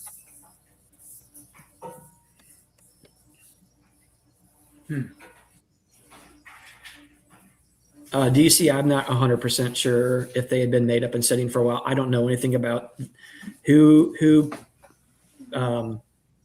made them, who sold them. I didn't care. I didn't ask. I just asked a couple questions, and so that again, this person didn't have a bad taste in their mouth. Like I said, I'm like, how can I help? I'm like, be happy to do so. And I'm like, I don't want bad reputations get thrown out there and all the rest of us start to look bad. And again, this could have been an honest mistake. Okay, folks. And I said, I agree that people make mistakes. I'm like, it's how they handled it that makes it a good person to deal with or a bad person. So We sent 1 hour. I must Y'all be. do have a lot. Missouri does have a lot of groups. yeah, there are several groups, but this one is specifically Missouri beekeepers. Is that the public group or is that the private group? I think it's a private one. There's It's 20,000. it's a private group. It's private. Yeah, but then you have to join the group, right? Yeah, you have to Yeah. join any one of those groups. So this is what the group picture is going to look like. I must be a member of the Eastern. The Eastern Missouri beekeepers. Yeah, that is Yeah. specific. The All right, Eastern Missouri- I don't see the post or anything that I could see. Yeah, I'm on there. Yeah, it's pretty easy to go ahead and replace that colony. I mean, It is. if you're selling nukes, you should be able to do that, no problem. So where's the pictures at? I mean, all I see is a hive. It looks like it's got a bunch of bees on the outside and a swarm. And I don't That's know. It's it. probably somewhere down the feed, Charlie. This was not posted today. It was posted a few days back. Yeah, May 16th at 1:59 p.m. There's one. Same person, same people. I'm trying to find it. I think that's when it started. yeah, I see that part. Now I got it.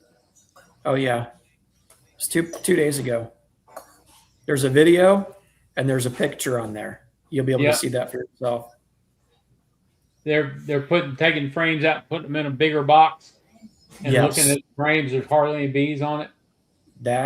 So Bill, you're seeing that. In your opinion, what do you think of that?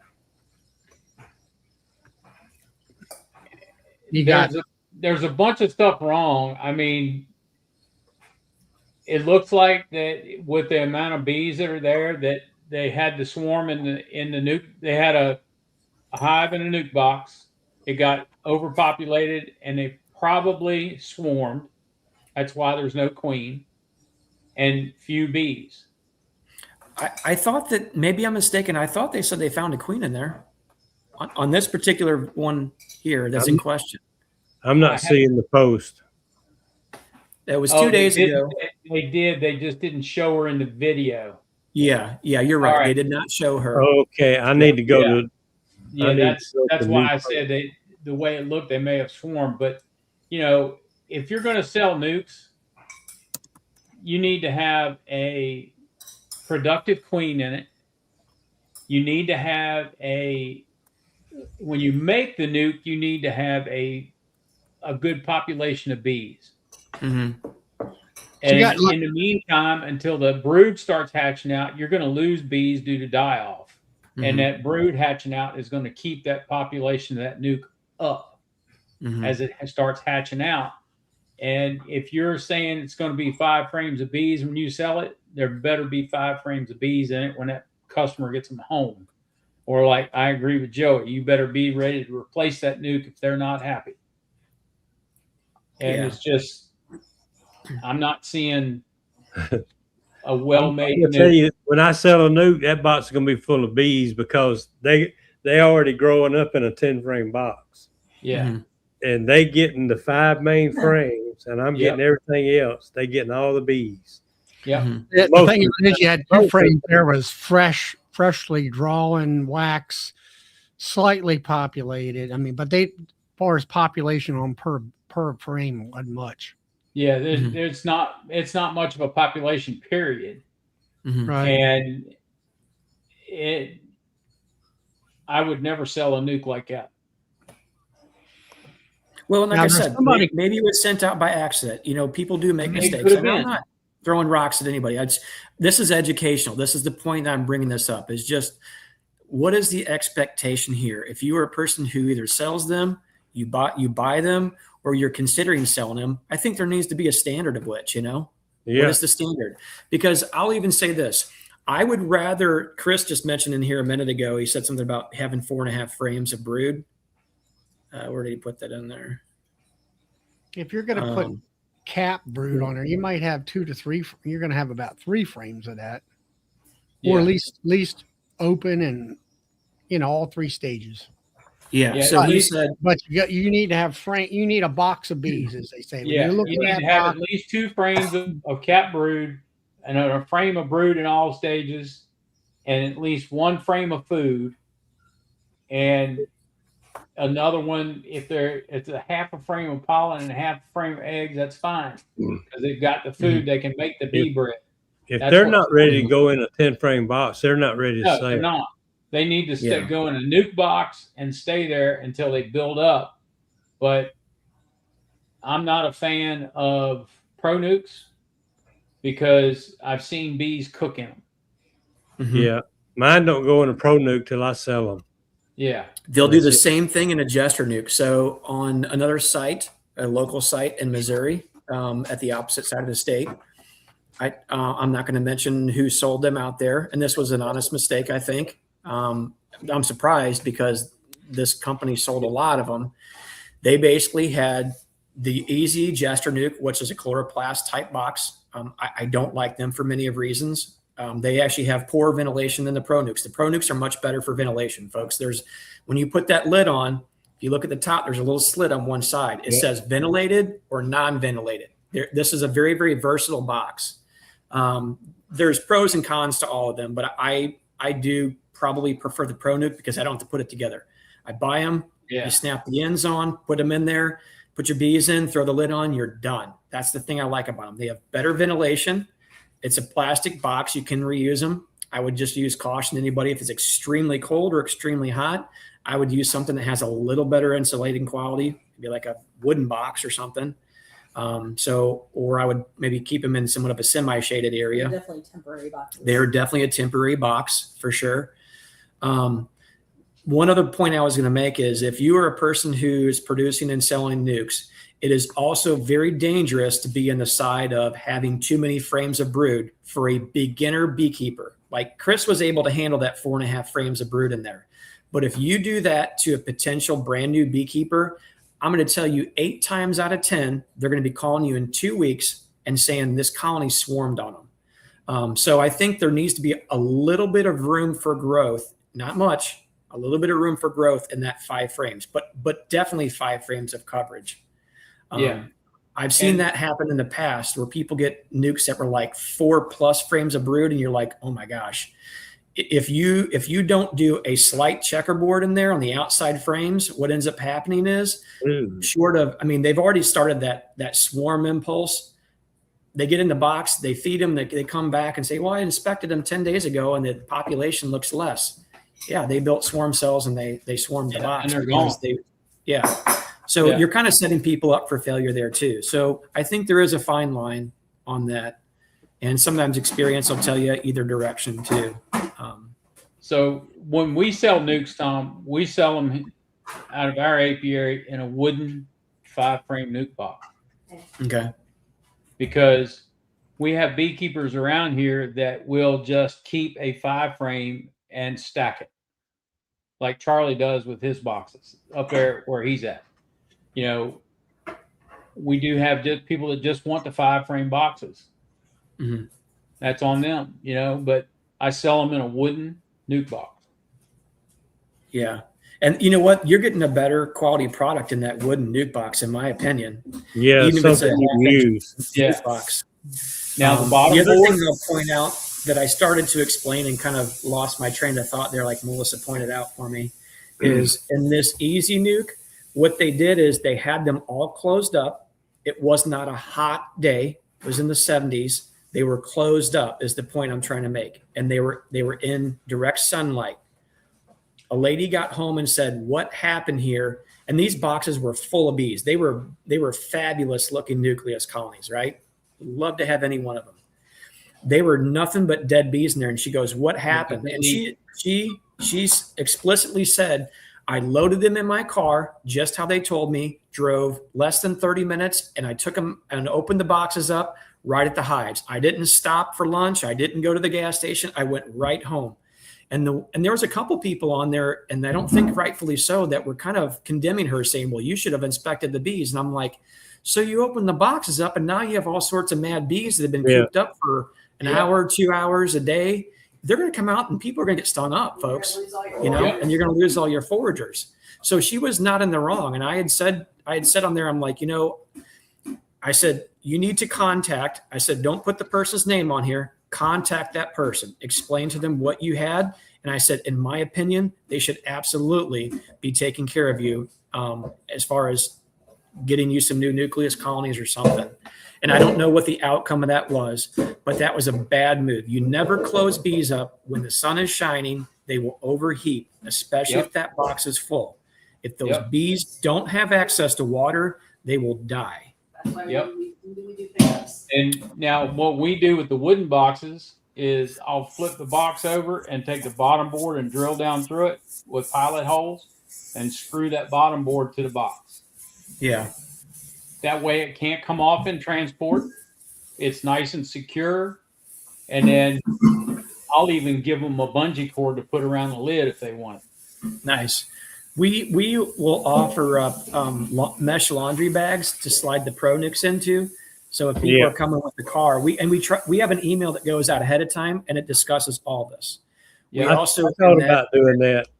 In that pickup email, you'll get a YouTube video link from us with a video that we made showing how to install them, what to look for, different types of feeders, and what we advise as far as how to do it. And that has helped to curb a lot of questions. I always tell people, I'm like, before you ask me any questions, watch the video. It's like 10 or 15 minutes long. You go into grave detail on a lot of things. Yeah. And like, if you have questions after that, feel free to ask. And typically that curbs a lot of those questions. It really does. But we send out that email with explicit pickup times. They can sign up for their own time. Tell them that they need to be there very promptly. It's only in the early morning hours or late in the evening, the only 2 times that we'll do pickup. And we offer 2 different weeks of pickup to be very accommodating to the customers. So we're trying to do our best to offer a really good product in a quality box and think through all the scenarios that new beekeepers may not come up with.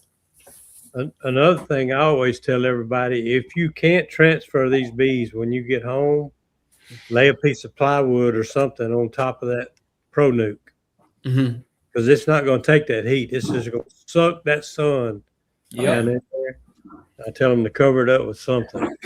Definitely. We always tell people, if, especially late in the evening, if they've stayed and chatted, because we'll chat with people for a little bit. We don't have a problem doing that. Say, get the colony back to the spot. You should already have had your hive set up. If you read the email, you watched the video, you're already prepped and ready to go. Take that colony, take it home, set it, even if it's getting late, set it on top of the hive body that you already have set in place, ready to go. I said, suit up to whatever you feel comfortable in. If that's a full suit, if that's a jacket and a veil, if that's gloves, whatever you feel comfortable, because the bees are not going to be happy that they've been bouncing around in the car for even 5 minutes. They'll be upset. Yep. And I said, you open that entrance up, even if it's dark, open the entrance up. I said, never leave the bees closed up. It'll calm them down a little bit more. Even if they don't fly, they might walk out on the porch. And I said, do not leave them closed up. So that's the first thing. Even if it's raining, I'm like, if it's raining, open the entrance to the hive. Don't leave it closed up. You know what? We're not going to be hurt if we get a little bit wet. You know, it's not a big deal. And we've not had any issues with that. So we're just trying to offer people the best possible advice and the best possible outcome for success. So how about this? A friend of mine sold a nuke to a beekeeper in Washington, D.C. He called him up and says, I was trying to find the queen last night. I had my headlamp on in dark at 9 o'clock at night, and he's pulling frames up with the headlamp on, trying to find the queen, and I got stung 10 times in the head. Oh, I'd love to see that video. Oh, that'd have made my day. That wasn't a video, but that was a true story. So there you go. Oops. It looks like I missed a chat I didn't want to miss tonight. I'm going to start trying to sell nukes next year, and it seems like that's what y'all been talking about. Had to go deal with unexpected catastrophe. Yeah, Tom brought up a good point. So, well, gentlemen, I'm gonna have to bail out. I got to roll out early in the morning. So y'all have a good week. Appreciate it, Bill. Good chat. Thank you. See y'all later. See you, Keith. Have a good night. Good night. So everybody, it's after 10 o'clock on Monday night. I'm sure everybody's got to work tomorrow. So don't leave, Eddie. Stay right where you are. Yeah, don't run away, Eddie. Wednesday night is Stream Team. Thursday night is Keith. And is the late night crew going to be on this week? Brian, are you still in here? I don't know if they're going to be on this week or not. And Friday I can't keep up with what nights they do. Yeah, Friday Brian's night, if you're in here, drop a comment. Charlie. And Saturday night is Joey. And then Monday night is me. So I'll see you somewhere during the week. Y'all have a great week and stay hydrated. It's going to get hot. Good night. Good night, everybody. Yeah.